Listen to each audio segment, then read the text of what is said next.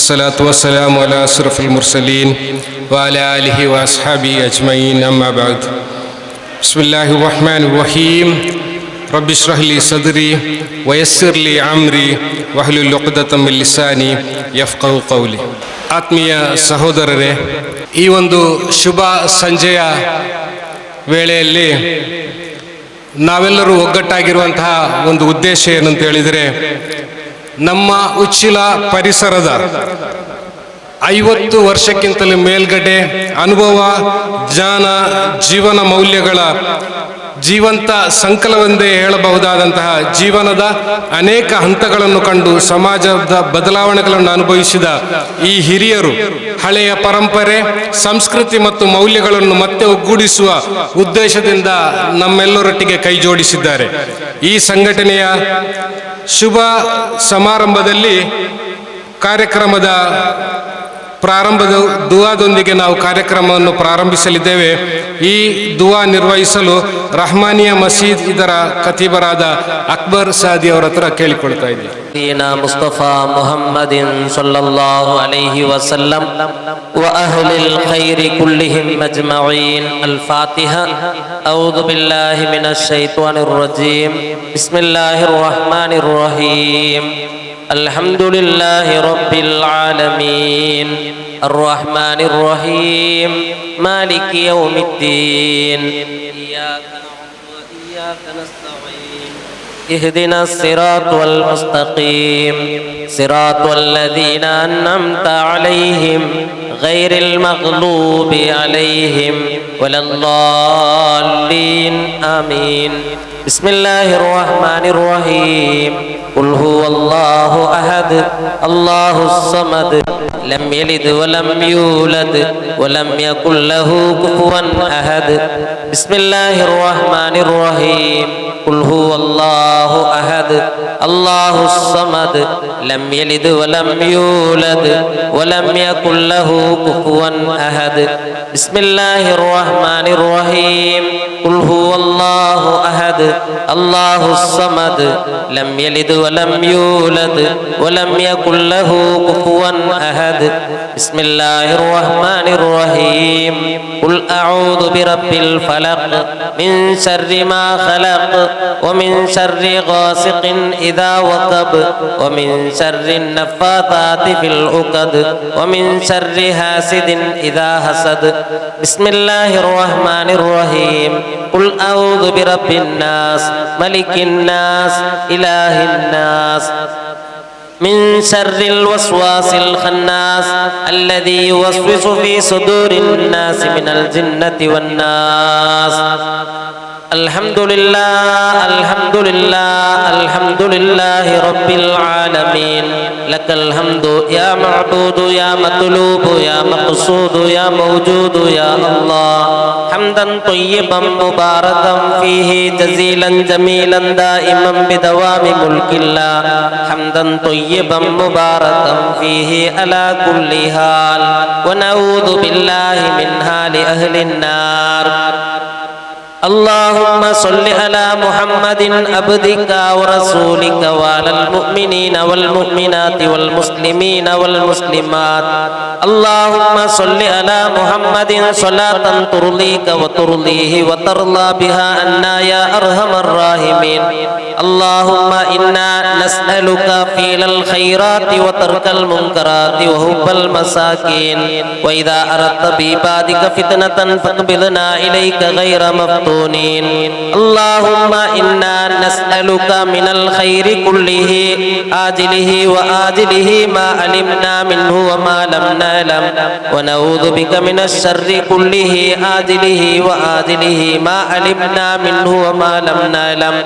اللهم إنا نسألك الجنة وما قرب إليها من قول وعمل وفعل ونية واعتقاد ونعوذ بك من النار وما قرب تقرب إليها من قول وعمل وفعل ونية واعتقاد. اللهم بارك لنا في رجب وشعبان وبلغنا رمضان. اللهم وفقنا فيه للصيام والقيام وتلاوة القرآن وسائر الخيرات يا رب العالمين. ربنا آتنا خير الدنيا وخير الآخرة واصرف عنا شر الدنيا وشر الآخرة. ربنا آتنا في الدنيا حسنة وفي الآخرة حسنة وقنا عذاب النار. ربنا تقبل منا إنك أنت السميع العليم وتب علينا إنك أنت التواب الرحيم. آمين برحمتك يا أرحم الراحمين. وصلى الله تعالى وسلم على خير خلقه سيدنا محمد وآله وصحبه أجمعين. سبحان ربك رب العزة عما يصفون وسلام على المرسلين والحمد لله رب العالمين. ಜನಾಬ್ ಅಕ್ಬರ್ ಸಾದಿರ್ ಅವರಿಗೆ ಕಾರ್ಯಕ್ರಮದ ಮುಂದಿನ ಹಂತದಲ್ಲಿ ಕಿರಾತ್ನೊಂದಿಗೆ ನಾವು ಕಾರ್ಯಕ್ರಮವನ್ನು ಮುಂದುವರಿಸಲಿದ್ದೇವೆ. ಕಿರಾತ್ಗೋಸ್ಕರ ಹಾಫಿಜ್ ಯೂಸುಫ್ ಇಬ್ರಾಹಿಂ ಅವರನ್ನು ಪೋಡಿಯಂಗೆ ಆಹ್ವಾನಿಸ್ತಾ ಇದ್ದೇವೆ. أعوذ بالله من الشيطان الرجيم.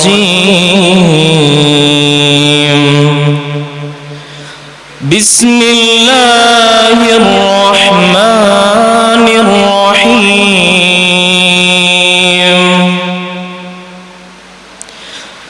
واعبدوا الله ولا تشركوا به شيئا وبالوالدين إحسانا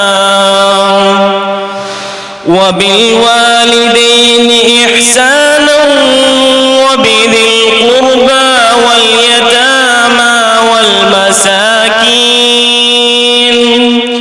واليتامى والمساكين والجار ذي القربى والجار الجنب والصاحب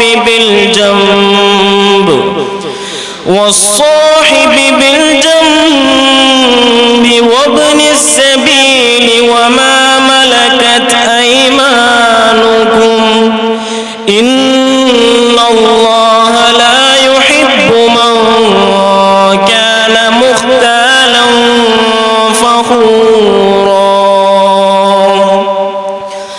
الذين يبخلون ويأمرون الناس بالبخل ويكتمون ما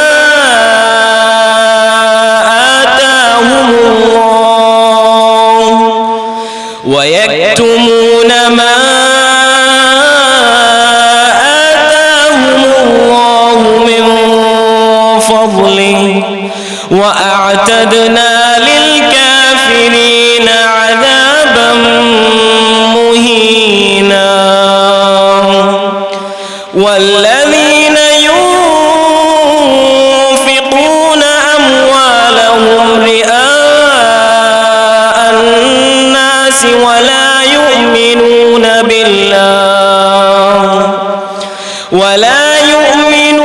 بالله ولا باليوم الآخر ومن يكن الشيطان له قرينا فساء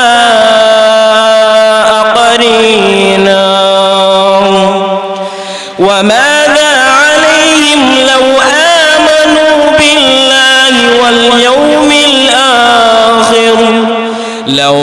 آمنوا بالله واليوم الآخر وأنفقوا مما رزقهم الله وكان الله بهم عليما.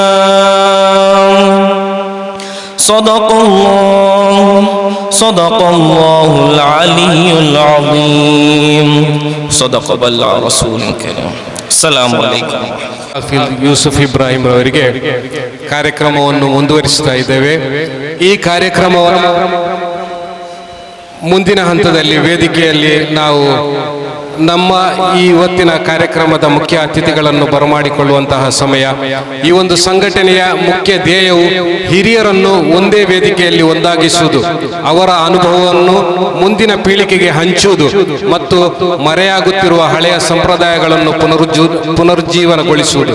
ಪರಸ್ಪರ ಸಹಕಾರ, ಸ್ನೇಹ, ಸಂಸ್ಕೃತಿ, ಸಾಮಾಜಿಕ ಜವಾಬ್ದಾರಿಯನ್ನು ಬೆಳೆಸುವ ಮೂಲಕ ಹಳೆಯ ಪರಂಪರೆ, ಹೊಸ ಒಗ್ಗಟ್ಟು ಎಂಬ ಸಂದೇಶವನ್ನು ಸಮಾಜಕ್ಕೆ ನೀಡಲು ಈ ಒಂದು ಮುಖ್ಯ ಧ್ಯೇಯದೊಂದಿಗೆ ತಮ್ಮ ಧ್ಯೇಯವನ್ನು ಇಟ್ಟುಕೊಂಡು ಈ 50 ವರ್ಷಕ್ಕಿಂತ ಮೇಲ್ಪಟ್ಟ ಹಿರಿಯರನ್ನು ಒಂದುಗೂಡಿಸಿದಂತಹ ಈ ಸಂಸ್ಥೆಯ ಲೈಫ್ ಲೈನ್ ಫೌಂಡೇಶನ್ ಇದರ ಅಧ್ಯಕ್ಷರಾದ ಜನಾಬ್ ಅಬ್ಬಾಸ್ ಪೋಕರ್ ಇವರನ್ನು ಪ್ರೀತಿಪೂರ್ವಕವಾಗಿ ವೇದಿಕೆಗೆ ಆಹ್ವಾನಿಸ್ತಾ ಇದ್ದೇನೆ. ಈ ಕಾರ್ಯಕ್ರಮಕ್ಕೆ ಮುಂದಿನದಾಗಿ ನಮ್ಮ ಸಂಸ್ಥೆಯ ಗೌರವಾಧ್ಯಕ್ಷರಾಗಿರುವಂತಹ ಜನಾಬ್ ಮಜೀದ್ ಹಾಜಿ ಇವರನ್ನು ಸಹ ವೇದಿಕೆಗೆ ಪ್ರೀತಿಪೂರ್ವಕವಾಗಿ ಆಹ್ವಾನಿಸ್ತಾ ಇದ್ದೇನೆ. ಅದೇ ರೀತಿ ಈ ಒಂದು ಸಂಸ್ಥೆ ಲೈಫ್ ಲೈನ್ ಫೌಂಡೇಶನ್ ಇದರ ಪ್ರಧಾನ ಕಾರ್ಯದರ್ಶಿ ಆಗಿರುವಂತಹ ಹಮೀದ್ ಎಸ್ ಉಚಿಲ್ ಇವರನ್ನು ಸಹ ಪ್ರೀತಿಪೂರ್ವಕವಾಗಿ ವೇದಿಕೆಗೆ ಆಹ್ವಾನಿಸ್ತಾ ಇದ್ದೇನೆ. ಹಾಗೆಯೇ ಈ ಕಾರ್ಯಕ್ರಮಕ್ಕೆ ಮುಖ್ಯ ಭಾಷಣಕಾರರಾಗಿ ಮುಖ್ಯ ಭಾಷಣಕಾರರಾಗಿ ಆಗಮಿಸಿದಂತಹ ಪ್ರೊಫೆಸರ್ ಸರ್ಫರಾಜ್ ಹಾಶಿಮ್ ಇವರನ್ನು ಸಹ ಪ್ರೀತಿಪೂರ್ವಕವಾಗಿ ವೇದಿಕೆ ಆಹ್ವಾನಿಸ್ತಾ ಇದ್ದೇನೆ. ಹಾಗೆಯೇ ನಮ್ಮೆಲ್ಲರಿಗೂ ಚಿರಪರಿಚಿತ ಕರ್ನಾಟಕ ಹೈಕೋರ್ಟ್ ಇದರ ವಕೀಲರಾಗಿರುವಂತಹ ಶ್ರೀಯುತ ಮುಜಫರ್ ಅಹಮದ್ ಇವರನ್ನು ಪ್ರೀತಿಪೂರ್ವಕವಾಗಿ ವೇದಿಕೆ ಆಹ್ವಾನಿಸ್ತಾ ಇದ್ದೇನೆ. ಕಾರ್ಯಕ್ರಮದ ಮುಂದಿನ ಹಂತದಲ್ಲಿ ಈ ಸಂಸ್ಥೆ ಇದು ಒಂದು ಕೇವಲ ಸಂಘಟನೆಯಲ್ಲ, ಇದು ಒಂದು ನೆನಪುಗಳ ಸೇತುವೆ, ಮೌಲ್ಯಗಳ ಮಂಟಪ ಮತ್ತು ಪೀಳಿಗೆಗಳನ್ನು ಸಂಪರ್ಕಿಸುವಂತಹ ಒಂದು ಒಗ್ಗಟ್ಟಿನ ಸಂಕೇತ.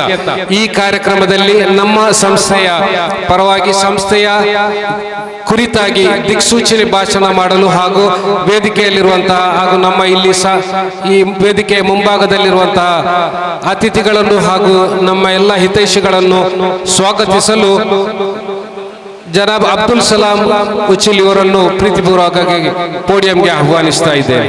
ಲೈಫ್ ಲೈನ್ ಫೌಂಡೇಶನ್ ಇದರ ಅಡಿಪಾಯ ಸಾಧಾರಣ ಒಂದು 4-5 ತಿಂಗಳ ಹಿಂದೆ ಉಚ್ಚಿಲ ರಹಮಾನಿಯ ಪರಿಸರದಲ್ಲಿ ಮಜಲ್ ಅಬ್ಬಾಸ್ ಹಾಗೂ ಪುತ್ತಿಚ್ಚ ನಾನು ಸಹ ಸೇರಿ ಹೀಗೆ ನಾವು ಮಾತಾಡ್ತಿರುವಾಗ ನಾವು ಉಚ್ಚಿಲದ ಹಳೆಯ ಹಿರಿಯರನ್ನು ನಾವು ಒಂದುಗೂಡಿಸಿ ಒಂದು ವೇದಿಕೆಯನ್ನು ಮಾಡಬೇಕು ಅಂತ ತುಂಬ ದೂರದೃಷ್ಟಿಯನ್ನು ಇಟ್ಟುಕೊಂಡು ಒಂದು ಸಭೆ ಸೇರಿ ಮಜಲ್ ಅಬ್ಬಾಸ್ ಅವರ ಈ ಗೆಸ್ಟ್ ಹೌಸ್ನಲ್ಲೇ ಸಭೆಯನ್ನು ಸೇರಿ ಒಂದು 18 ಜನರನ್ನು ಸೇರಿಸಿ ನಾವು ಒಂದು ಈ ಸಂಘಟನೆಯನ್ನು ಸ್ಥಾಪನೆ ಮಾಡಿದೆ. ಇವತ್ತು ಈ ದಿನ ಅದರ ಉದ್ಘಾಟನಾ ದಿನವಾಗಿರುತ್ತದೆ. ನಮ್ಮ ಈ ಉಚ್ಚಿಲದ ಎಲ್ಲರಿಗೂ ಒಂದು ಹಿರಿಯ ಚೇತನಕ್ಕೆ ಅಂದರೆ 50 ವರ್ಷದ ಮೇಲಿನವರಿಗೂ 40 ವರ್ಷದ ಮೇಲಿನವರಿಗೂ ಒಂದು ಹಬ್ಬದ ವಾತಾವರಣವನ್ನು ಮಾಡುವಂತಹ ಒಂದು ದೃಷ್ಟಿಯಲ್ಲಿ ಈ ಒಂದು ವೇದಿಕೆಯನ್ನು ನಾವು ಇಲ್ಲಿ ಆಯೋಜಿಸಿದ್ದೇವೆ. ಹೆಚ್ಚು ಕಮ್ಮಿ ಸಾಧಾರಣ ನಾವು 1950ರಿಂದ 2000 ಇಸವಿನವರೆಗೆ ನಮ್ಮ ಉಚ್ಚಿಲದ ಒಂದು ಪರಿಸರದ ಒಂದು ವೈಭವಕರಣವಾದಂತಹ ಒಂದು ದೃಷ್ಟಿಕೋನವನ್ನು ಇಟ್ಟುಕೊಂಡು ಅವತ್ತಿನ ಹಿರಿಯರು ಈ ಉಚ್ಚಿಲದ ಮಸೀದಿ ಆಗಲಿ ಪರಿಸರದ ಯಾವುದೇ ಒಂದು ಲೋಪದೋಷಿದ್ದರೂ ಸಹ ಅವರನ್ನು ತಿದ್ದುಪಡಿ ಮಾಡಿ ಒಂದು ಸರಿದಾರಿಗೆ ಒಂದು ತರುವಂತಹ ಒಂದು ವೈಭವದ ದಿವಸಗಳಿತ್ತು. ಅದೇ ದಿವಸವನ್ನು ನಾವು ಇನ್ನು ಮುಂದಿನ ಪೀಳಿಗೆಯೂ ಸಹ ಮಾಡಬೇಕು ಅಂತ ಒಂದು ಉದ್ದೇಶದಿಂದ ಇವತ್ತಿನ ಈ ಸಭೆಯ ಒಂದು ಮುಖ್ಯ ದಿಕ್ಸೂಚಿಯಾಗಿರುತ್ತದೆ. ಈ ಸಭೆಗೆ ನಾವು ಇವತ್ತು ನಮ್ಮ ಊರಿನವರಾದಂತಹ ಸರ್ಫರಾಜ್ ಮತ್ತು ಮುಜಫರ್ ಅಹಮದ್ ಅಡ್ವೊಕೇಟ್ ಇವರನ್ನು ಕರೆದು ಈ ಊರಿನ ಎಲ್ಲ ಹಿರಿಯರಿಗೆ ಒಂದು ಹಿತವಚನವನ್ನು ಹೇಳಬೇಕಂತ ಹೇಳಿ ಈ ವೇದಿಕೆಯನ್ನು ನಾವು ಇವತ್ತು ಆಯೋಜಿಸಿದ್ದೇವೆ.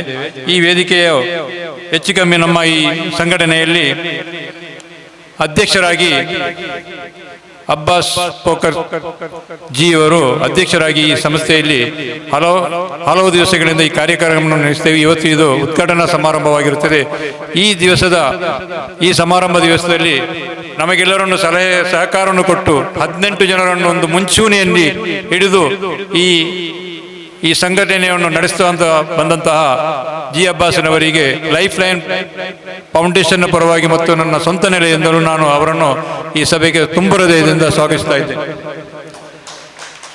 ಅದೇ ರೀತಿ ನಮ್ಮ ಹಿಂದಿನ ಕಾಲದಿಂದಲೂ ಉಚ್ಚಿಲದಲ್ಲಿ ಒಂದು ಎಲ್ಲ ವಿಷಯದಲ್ಲಿಯೂ ಹಿರಿಯರಾಗಿ ನಿಂತು ನನ್ನ ತಂದೆ ಕಾಲದಲ್ಲಿ ಇದ್ದಂತಹ ನಮ್ಮ ಇದ್ದಿಕ್ಕುಂಜಿ ಅವರನ್ನು ನಾವು ಪರಿಚಯ ಪಡುವುದು ಗಣೇಶ್ ಟೀಚರ್ ಅಂತ ಹೇಳಿ, ಅವರು ಈ ಮದರಸ ಮತ್ತು ಮಸೀದಿಯಲ್ಲಿ ಹಲವಾರು ವರ್ಷಗಳ ಕಾಲ ಕಾರ್ಯದರ್ಶಿಯಾಗಿ ಈ ಊರಿನ ಎಲ್ಲ ರಾಜಕೀಯವಾಗಿಯೂ ಸಾಂಸ್ಕೃತಿಕವಾಗಿಯೂ ಎಲ್ಲ ವಿಷಯ ರಂಗದಲ್ಲಿಯೂ ಸೇವೆಗೈದಂತಹ ಅವರ ಮಗ ಅಬ್ದುಲ್ ಹಮೀದ್ ಅವರನ್ನು ನಾವು ದೂರದೃಷ್ಟಿ ಕಂಡು ಅವರನ್ನು ನಾವು ಈ ಸಂಘಟನೆಯ ಕಾರ್ಯದರ್ಶಿಯಾಗಿ ಮಾಡಿದ್ದೇವೆ. ಅವರಿಗೂ ಸಹ ನಾನು ಈ ಲೈಫ್ ಲೈನ್ ಫೌಂಡೇಶನ್ ಮತ್ತು ನನ್ನ ಸ್ವಂತ ನೆಲೆಯಿಂದಲೂ ಸ್ವಾಗತವನ್ನು ಬಯಸ್ತಾ ಇದ್ದೇನೆ. ಅದೇ ರೀತಿ ನಮ್ಮ ಈ ಊರಿಗೆ ಕೊಡುಗೈ ದಾನಿಗೆ ಅಂತ ಹೇಳ್ಬೋದು. ನಮ್ಮ ಮೊಯ್ದೀನ್ ಮೌಲವಿರವರ ಈ ಊರಿನವರಾದಂಥ ಮಗನಾದ CA ಅಬ್ದುಲ್ ಮಜೀದ್ ರವರು ಗಲ್ಫ್ ರಾಷ್ಟ್ರದಲ್ಲಿಯೂ ಬಾಂಬೆಯಲ್ಲಿಯೂ ನಮ್ಮ ಊರಿನಲ್ಲಿಯೂ ದೊಡ್ಡ ಉದ್ದಿಮೆಯನ್ನು ಮಾಡಿ ಹಲವಾರು ಜನರಿಗೆ ಕೆಲಸ ಕಾರ್ಯಗಳನ್ನು ನಿರ್ವಹಿಸಿಕೊಟ್ಟಂತಹ ಅವರು ನಮ್ಮೊಂದಿಗೆ ಇದ್ದಾರೆ. ಅವರು ಸಹ ನಮ್ಮ ಈ ಸಂಸ್ಥೆಯ ಒಂದು ಗೌರವಾಧ್ಯಕ್ಷರಾಗಿರ್ತಾರೆ. ಅವರಿಗೂ ನಾನು ಲೈಫ್ ಲೈನ್ ಫೌಂಡೇಶನ್ ಮತ್ತು ನನ್ನ ಸ್ವಂತ ನೆಲೆಯಿಂದಲೂ ಸ್ವಾಗತವನ್ನು ಬಯಸ್ತಾ ಇದ್ದೇನೆ. ಅದೇ ರೀತಿ ನಮಗೆ ಇವತ್ತು ಮುಖ್ಯ ಭಾಷಣಕಾರಾಗಿ ಬಂದಂತಹ ಸರ್ಫರಾಜ್ ಹಾಶಿಮ್ ಅವರನ್ನು ನೀವೆಲ್ಲರೂ ಗೊತ್ತಿರಬಹುದು. ಈ ಊರಿನವರೇ ಅವರು. ನನ್ನ ಅಣ್ಣನ ಮಗನೂ ಹೌದು. ಇಸ್ಮಾಯಿಲ್ ಹಾಜಿಯವರ ಒಂದು ಪುಳ್ಳಿ ಅಂತ ಹೇಳ್ಬೋದು ನಾವು. ಅವರು ಸಹ ನಮಗೆ ಈ ಊರಿನವರಿಗೆ ಅವರ ಡಿಗ್ರಿಯು ಉದ್ದಕ್ಕಿದೆ. ಸಾಧನೆ ಅಕಾಡೆಮಿ ಅಂತ ಒಂದು ಸಂಸ್ಥೆಯನ್ನು ಕಟ್ಟಿಕೊಂಡು ಎಲ್ರಿಗೂ ಒಂದು ಮೈಂಡ್ ಟರ್ನ್ ಅಂತ ಹೇಳಿ ಒಂದು ಕಾರ್ಯಕ್ರಮ ನಡೆಸ್ತಾ ಬಂದಿದ್ದಾರೆ. ಅದು ನಮ್ಮ ಈ ದೇಶದಲ್ಲೂ ಪರದೇಶದಲ್ಲೂ ಆ ಸಾಧನೆಯನ್ನು ಗೈತಾ ಇದ್ದಾರೆ. ಅವರು ನಮ್ಮೊಂದಿಗೆ ಇದ್ದಾರೆ. ಅವರನ್ನು ನಾನು ಲೈಫ್ ಲೈನ್ ಫೌಂಡೇಶನ್ ಮತ್ತು ನನ್ನ ಸ್ವಂತ ನೆಲೆಯಿಂದಲೂ ಸ್ವಾಗತಿಸ್ತಾ ಇದ್ದೇನೆ. ಅದೇ ರೀತಿ ನಮ್ಮ ಊರಿನ ಒಂದು ಕಣ್ಮಣಿ ಅಂತ ಹೇಳ್ಬೋದು. ಎಲ್ಲ ರಂಗದಲ್ಲಿಯೂ ನಮಗೆ ಅದು ರಾಜಕೀಯ ಆಗಿರ್ಬೋದು, ಸಾಂಸ್ಕೃತಿಕ ಆಗಿರ್ಬೋದು, ಇಲ್ಲಾಂದ್ರೂ ದೀನಿ ಕಾರ್ಯಕ್ರಮವು ಮತ್ತೆ ಅಡ್ವೊಕೇಟ್ ಆಗಿ ನಮಗೆ ಎಲ್ಲ ವಿಷಯದಲ್ಲೂ ಸಲಹೆ ನಮ್ಮ ಈ ಮಸೀದಿ ಮತ್ತು ಮದ್ರಸಕ್ಕೂ ಎಲ್ಲದಕ್ಕೂ ಸಹಕಾರವನ್ನು ಕೊಡುವಂತಹ ನಮ್ಮವರೇ ಆದ ಮುಜಫರ್ ಅಹಮದ್ ಹೈಕೋರ್ಟ್ ವಕೀಲರು ಅವರು ನಮ್ಮೊಂದಿಗಿದ್ದಾರೆ. ಅವರಿಗೂ ಸಹ ನಾನು ಲೈಫ್ ಲೈನ್ ಫೌಂಡೇಶನ್ ಮತ್ತು ನನ್ನ ಸ್ವಂತ ನೆಲೆಯಿಂದಲೂ ನಾನು ಸ್ವಾಗತಿಸ್ತಾ ಇದ್ದೇನೆ. ಅದೇ ರೀತಿ ನಮಗೆ ಈ ಲೈಫ್ ಲೈನ್ ಫೌಂಡೇಶನ್ಗೆ ಇಷ್ಟರವರೆಗೂ ನಾವು ಒಂದು 10-15 ಕಾರ್ಯಕ್ರಮವನ್ನು ಮಾಡಿದ್ದೇವೆ, ಮೀಟಿಂಗನ್ನೆಲ್ಲ. ಅದಕ್ಕೆಲ್ಲ ನಮಗೆ ಅವಕಾಶವನ್ನು ಮಾಡಿಕೊಟ್ಟಂತಹ ಮಜಲ್ ಅಬ್ಬಾಸ್ ಹಾಜರು ಅವರ ಈ ಕಟ್ಟಡದಲ್ಲಿ ನಾವು ಎಲ್ಲ ಮೀಟಿಂಗ್ ನಡೆಸ್ತಾ ಇದ್ದೇವೆ ಮತ್ತು GI ಮೊಹಮ್ಮದ್ ಅಲಿ ಅವರ ಕಟ್ಟಡದಲ್ಲಿ ನಡೆಸ್ತಾ ಇದ್ದರು. ಅವರಿಗೂ ಸಹ ನಾನು ತುಂಬ ಹೃದಯದಿಂದ ಸ್ವಾಗತವನ್ನು ಬಯಸ್ತಾ ಇದ್ದೇನೆ. ಮತ್ತೆ ನಮ್ಮೊಂದಿಗೆ ಈ ಲೈಫ್ ಲೈನ್ ಫೌಂಡೇಶನ್ನ ಕೋಶಾಧಿಕಾರಿ MR ಅಬ್ದುಲ್ ರಜಾಕ್ ಅವರು ನಮ್ಮ ಊರಿನವರು ಈಗ ಮಂಗಳೂರು ನೆಲೆಸ್ತಾ ಇದ್ದಾರೆ. ಅವರನ್ನು ನಾನು ನಮ್ಮ ಲೈಫ್ ಲೈನ್ ಫೌಂಡೇಶನ್ ಮತ್ತು ನನ್ನ ಸ್ವಂತ ನೆಲೆಯಿಂದಲೂ ಅವರಿಗೆ ನಾನು ಸ್ವಾಗತವನ್ನು ಬಯಸ್ತಾ ಇದ್ದೇನೆ. ಅದೇ ನಮಗೆ ಕನ್ವೀನರ್ ಆಗಿ ಬಂದಂತಹ ಅಬ್ದುಲ್ ಹಮೀದ್ ಅಂತ ಹೇಳಿ ಅವರು ನಮ್ಮ ಕುಂಜಿಪಾಕನ ಮಗ ಅಬುದಾಬಿಯಲ್ಲಿ ಈಗ ಊರಿನಲ್ಲಿ ನೆಲೆಸಿದ್ದಾರೆ. ಅವರಿಗೂ ಸಹ ನಾನು ಲೈಫ್ ಲೈನ್ ಫೌಂಡೇಶನ್ ಮತ್ತು ನನ್ನ ಸ್ವಂತ ನೆಲೆಯಿಂದಲೂ ಸ್ವಾಗತವನ್ನು ಬಯಸ್ತಾ ಇದ್ದೇನೆ. ಅದೇ ರೀತಿ ನಮ್ಮೊಂದಿಗೆ ಅಬ್ಬಾಸ್ ಉಚ್ಚಿಲ್ ಮತ್ತು ಮೊಹಮ್ಮದ್ ಅಲಿ ಅವರು ಇರಬೇಕಿತ್ತು. ಅವರ ಕಾರಣಾಂತರದಿಂದ ಗಲ್ಫಲ್ಲಿ ಬಾಕಿಯಾಗಿದ್ದಾರೆ. ಅವರು ನಮಗೆ ಒಂದು ಸಂದೇಶವನ್ನು ಕಳಿಸಿದ್ದಾರೆ. ಈ ಒಂದು ಸಮಾರಂಭವನ್ನು ನನಗೆ ಭಾರಿ ತುಂಬ ಹೃದಯದ ಸಂತೋಷ ಇದೆ. ಈ ಕಾರ್ಯಕ್ರಮದಲ್ಲಿ ಪಾಲ್ಗೊಳ್ಳಿಕ್ಕೆ ನಮಗೆ ಅನಾನುಕೂಲ ಆಗಿದೆ. ಆದ್ದರಿಂದ ಅವರ ಅನುಪಸ್ಥಿತಿಯನ್ನು ಸಹ ನಾನು ಲೈಫ್ ಲೈನ್ ಫೌಂಡೇಶನ್ ಮತ್ತು ನನ್ನ ಸ್ವಂತ ನೆಲೆಯಿಂದಲೂ ಅವರಿಗೆ ನಾನು ಸ್ವಾಗತವನ್ನು ಬಯಸ್ತಾ ಇದ್ದೇನೆ. ಅದೇ ರೀತಿ ನಮ್ಮಲ್ಲಿ ಉಮರ್, ಲತೀಫ್ ಹೀಗೆ 18 ಜನರು ನಮ್ಮಲ್ಲಿ ಕಮಿಟಿ ಸದಸ್ಯರಿದ್ದಾರೆ. ಅವರಿಗೆ ನಾನು ಒಂದೇ ವಾಕ್ಯದಲ್ಲಿ ನಮ್ಮ ಲೈಫ್ ಲೈನ್ ಫೌಂಡೇಶನ್ ಮತ್ತು ನನ್ನ ಸ್ವಂತ ನೆಲೆಯಿಂದಲೂ ಅವರಿಗೆ ಸ್ವಾಗತವನ್ನು ಹೇಳುತ್ತಾ, ಇವತ್ತು ನಾನು ನಮ್ಮ ಊರಿನ 50ಕ್ಕಿಂತ ಮೇಲ್ಪಟ್ಟವರನ್ನು ನಾನು ಆದರೆ ಈಗ 40ರಿಂದ ಮೇಲ್ಪಟ್ಟವರನ್ನ ಎಲ್ಲರೂ ನಾನು ಕರೆದು ಈ ಒಂದು ಸ್ನೇಹ ಮಿಲನವನ್ನು ಮಾಡ್ತಾ ಇದ್ದೇವೆ. ಎಲ್ಲರೂ ನಿಮ್ಮ ಈ ಕರೆಗೆ ಹೋಗ್ಕೊಟ್ಟು ಬಂದಿದ್ದೀರಾ. ನಿಮಗೆಲ್ಲರಿಗೂ ನಾನು ತುಂಬ ಹೃದಯದ ಸ್ವಾಗತವನ್ನು ಮಾಡ್ತಾ ಈ ಸ್ವಾಗತ ಭಾಷಣವನ್ನು ವಿರಾಮ ಮಾಡ್ತೇನೆ. ಅಸ್ಸಲಾಮು ಅಲೈಕುಂ ವರಹಮತುಲ್ಲಾಹಿ ವಬರಕಾತುಹು. ಅಬ್ದುಲ್ ಸಲಾಂ ರವರೇ, ಈ ಒಂದು ಲೈಫ್ ಲೈನ್ ಫೌಂಡೇಶನ್ ಅನ್ನೋದು ಇದೊಂದು ಕೇವಲ ಸಂಘಟನೆ ಅಲ್ಲ, ಅನುಭವಗಳ ವಿಶ್ವವಿದ್ಯಾಲಯ, ನೆನಪುಗಳ ಭಂಡಾರ ಮತ್ತು ಪೀಳಿಗೆಗಳನ್ನು ಸಂಪರ್ಕಿಸುವ ಜೀವಂತ ಪರಂಪರೆಯ ಆಧಾರ ಸ್ತಂಭ. 50 ವರ್ಷ ಮೇಲ್ಪಟ್ಟ ಅನುಭವಸ್ಥರ ಒಗ್ಗಟ್ಟಿನಿಂದ ರೂಪುಗೊಂಡ ಈ ವೇದಿಕೆ ಈ ಕಾರ್ಯಕ್ರಮದ ಉದ್ಘಾಟನಾ ಭಾಷಣಕ್ಕಾಗಿ ನಮ್ಮ ಈ ಸಂಸ್ಥೆಯ ಗೌರವಾಧ್ಯಕ್ಷರಂತಹ ಜನಾಬ್ ಅಬ್ದುಲ್ ಮಜೀದ್ ಹಾಜಿಯವರನ್ನು ಪೋಡಿಯಂಗೆ ಪ್ರೀತಿಪೂರ್ವಕವಾಗಿ ಆಹ್ವಾನಿಸ್ತಾ ಇದ್ದೇನೆ. ಬಿಸ್ಮಿಲ್ಲಾಹಿರ್ ರಹಮಾನಿರ್ ರಹೀಮ್. ಅಲ್ಹಮ್ದುಲಿಲ್ಲಾಹಿ ರಬ್ಬಿಲ್ ಆಲಮೀನ್ ವಸ್ಸಲಾತು ವಸ್ಸಲಾಮು ಅಲಾ ಸಯ್ಯಿದಿನಾ ಮುಹಮ್ಮದಿನ್ ವ ಅಲಾ ಆಲಿಹಿ ವಸಹ್ಬಿಹಿ ಅಜ್ಮഈನ್. ಅಊದು ಬಿಲ್ಲಾಹಿ ಮಿನಶ್ ಶೈತಾನಿರ್ ರಜೀಮ್. ಬಿಸ್ಮಿಲ್ಲಾಹಿರ್ ರಹಮಾನಿರ್ ರಹೀಮ್. ವಲ್ತಕುಂ ಮಿನ್ಕುಂ ಉಮ್ಮತುನ್ ಯದ್ಊನ ಇಲಲ್ ಖೈರಿ ವ ಯಅಮುರೂನ ಬಿಲ್ ಮಅರೂಫಿ ವ ಯನ್ಹೌನ ಅನಿಲ್ ಮುನ್ಕರಿ ಉಲೈಕ ಹುಮುಲ್ ಮುಫ್ಲಿಹೂನ್. وقال الله أيضا فاسألوا أهل الذكر إن كنتم لا تعلمون. صدق الله. اتل الماء ولو بالسين. صدق رسول الله صلى الله عليه وسلم. ബഹുമാനപ്പെട്ട അധ്യക്ഷരെ, ജനറൽ സെക്രട്ടറി അവരുകളെ, അതുപോലെ ഇന്ന് വന്ന ചീഫ് ഗസ്റ്റായിട്ടുള്ള സർഫറാസ് മുസഫർ സാഹിബ്, അതുപോലെ നമ്മളെ ജോയിൻറ്റ് സെക്രട്ടറി ഇല്ലാ സാഹിബ്, ട്രഷറർ റസാഖ്, മറ്റുള്ള കമ്മിറ്റി ഭാരവാഹികൾ, ഇവിടെ കൂടി വന്ന ഗസ്റ്റ്, ചീഫ് ഗസ്റ്റ് വഹീഫ് റഹ്മാൻ എന്ന് പറയും പോലെ ഈ സംഘത്തിലേക്ക് സ്നേഹിച്ച് വന്ന നാട്ടുകാരായ സ്നേഹമുള്ള 50+ ഉള്ള പ്ലസും 50- ഉള്ളവരും എല്ലാവർക്കും അല്ലാഹു സുബ്ഹാനഹു വ തആല ഇത് വന്നത് കബൂൽ ചെയ്യട്ടെ. ഇതിനു വേണ്ടി സഹായിക്കാനും സഹകരണത്തിന് വേണ്ടിയും ഇതിനു വേണ്ടി പ്രവർത്തിക്കാൻ അല്ലാഹു നമുക്ക് എല്ലാവർക്കും തൗഫീഖ് ചെയ്യട്ടെ. നമ്മളെ ഈ നാട് വളരെ പഴക്കമുള്ള നാട്, പഴയ നാട്. ഒരു 700 കൊല്ലത്തെ ഹിസ്റ്ററിയാണ്. ഞാൻ കഴിഞ്ഞ ഉറൂസിനോടൊന്ന് പറഞ്ഞു, ഉച്ചെടുത്ത ഉറൂസാകുമ്പോൾ ഒരു 700 ഇയേഴ്സ് അനുഭവമുള്ള നമ്മളുടെ പിൻഗാമികളെല്ലാം മരിച്ചിട്ട് പോയി. ഇപ്പൊ ബാക്കിയുള്ളത് കുറച്ചാൾക്കാർ. പക്ഷെ നമ്മളെ നാട്ടിൽ എല്ലാ പ്രാപ്തിയും എല്ലാവരും ഉള്ള ബിസിനസ്സുകാരും ഉണ്ട്, സർവീസിന്റെ ആളുണ്ട്, ആലിമീങ്ങളുണ്ട്, കൂലിപ്പണിക്കാരുണ്ട്, കച്ചവടക്കാരുണ്ട്. പക്ഷെ എല്ലാവരും ചിന്ത ഒരുപോലെയില്ല. എന്നെ പോലത്തെ ആളെ പ്ലസ് ആയിട്ട് ഞങ്ങൾക്ക് എന്ത് വേണ്ട ആ ബിസിനസ് ഞാൻ ചെയ്യുന്നു, മറ്റുള്ളവർക്ക് എന്ത് ബിസിനസ് അവർ ചെയ്യുന്നു, അവരെ ഫാമിലിയും അവരെ സ്വന്തം കാര്യം ചിന്താപാത് വേണ്ടത്ര ആക്കുന്ന നമുക്ക് വേണ്ടി പോകുന്നു. പക്ഷേ ഇതുകൊണ്ട് നമ്മളെ നാട്ടിലേക്ക്, നമ്മളെ സമുദായത്തിന്, സൊസൈറ്റിക്ക് എന്ത് കിട്ടുന്ന ആരെന്ന് വരെ ചിന്തിച്ചിട്ടില്ല. അല്ലാഹു സുബ്ഹാനഹു വ തആല ഖുർആനിൽ പറയുന്നു, സുമ്മ തുസ്അലുന്ന യൗമൈദിൻ അനിൻ നഈം. അൽഹാമുത്തസർ നിങ്ങൾ നോക്കിയെങ്കിൽ അറിയും. സുമ്മ അല്ലാഹു ഒരു കൊല്ലമാ ഒരു മാസമാ അല്ല കുറെ കൊല്ലം എന്ന് പറഞ്ഞിട്ടില്ല. സുമ്മ തുസ്അലുന്ന പിന്നീട് നിങ്ങളോട് ചോദിക്കപ്പെടും യൗമൈദിൻ ഒരു ദിവസത്തെ പറ്റി. എന്ത്? ഒരു ദിവസത്തെ പറ്റി. എങ്ങനെയുള്ള ദിവസം? അനിൻ നഈം. നിങ്ങൾ ആ ദിവസം നേമത്തായിരുന്നു. ഒരു നാൾ നമ്മളുടെ നേമത്തുണ്ടായിട്ട് നമ്മളെ ദീനിക്ക് വേണ്ടി, നമ്മളെ സമുദായത്തിന് വേണ്ടി എന്തു ചെയ്തിട്ടെങ്കിൽ നാളെ മരിച്ചു പോയതിന്റെ ശേഷം അല്ലാഹു ഇതിനെപ്പറ്റി ഖുർആൻ എപ്പോഴും കളവ് പറയല്ല. ഖുർആനുള്ള ഒരു ആയത്ത് എപ്പോഴും കളവില്ല. ഇത് ആരും നമ്മൾ ചിന്തിക്കുന്നുണ്ടോ? നമ്മളെ പോക്കറ്റ് മണി 10,000 15,000 വെച്ച് നമ്മൾ നാളിൽ പോകും. ഒരു ലണ്ടനിൽ ഒരു അറബി പോയിട്ട് ചീട്ട് കളിച്ചിട്ട് കോടിക്കണക്ക് പൈസ വേണ്ടത് പോയിട്ടാകുമ്പോ പത്രക്കാർത്ത വന്നിട്ട് പേപ്പറിന് വന്ന് കേട്ട് നീ ഇത്ര പൈസ പോയി, നിനക്ക് എന്തും ഒരു ഫീലിംഗ് ആയിട്ടില്ലെന്ന്. അപ്പോൾ that is my pocket money. അതെന്റെ പോക്കറ്റ് മണി ആയിരുന്നു, അത് എനിക്കൊന്നും ഫീലിംഗ് ഇല്ല. അതേപോലെ നമ്മ ചെറിയൊരു എമൗണ്ട് 5,000 10,000 20,000 രൂപ നമ്മളെ മക്കളാ, നമ്മളെ കുടുംബത്തിന് ആർക്ക് വേണ്ടി നമ്മൾ എന്താക്കുന്ന എടുത്ത് പിടിച്ചെടുത്ത് കൊടുക്കുന്നു. പക്ഷേ നമ്മുടെ സമുദായത്തിൽ എത്ര ആൾ എഡ്യൂക്കേഷനിലുണ്ട്, എത്ര ആൾ എഡ്യൂക്കേഷന് പോകാൻ ബുദ്ധിമുട്ടാകുന്നുണ്ട്, എന്ത് അനുഭവിക്കുന്നുണ്ട്. അപ്പുറത്തെ പറയല് പട്ടിണി അല്ലേ?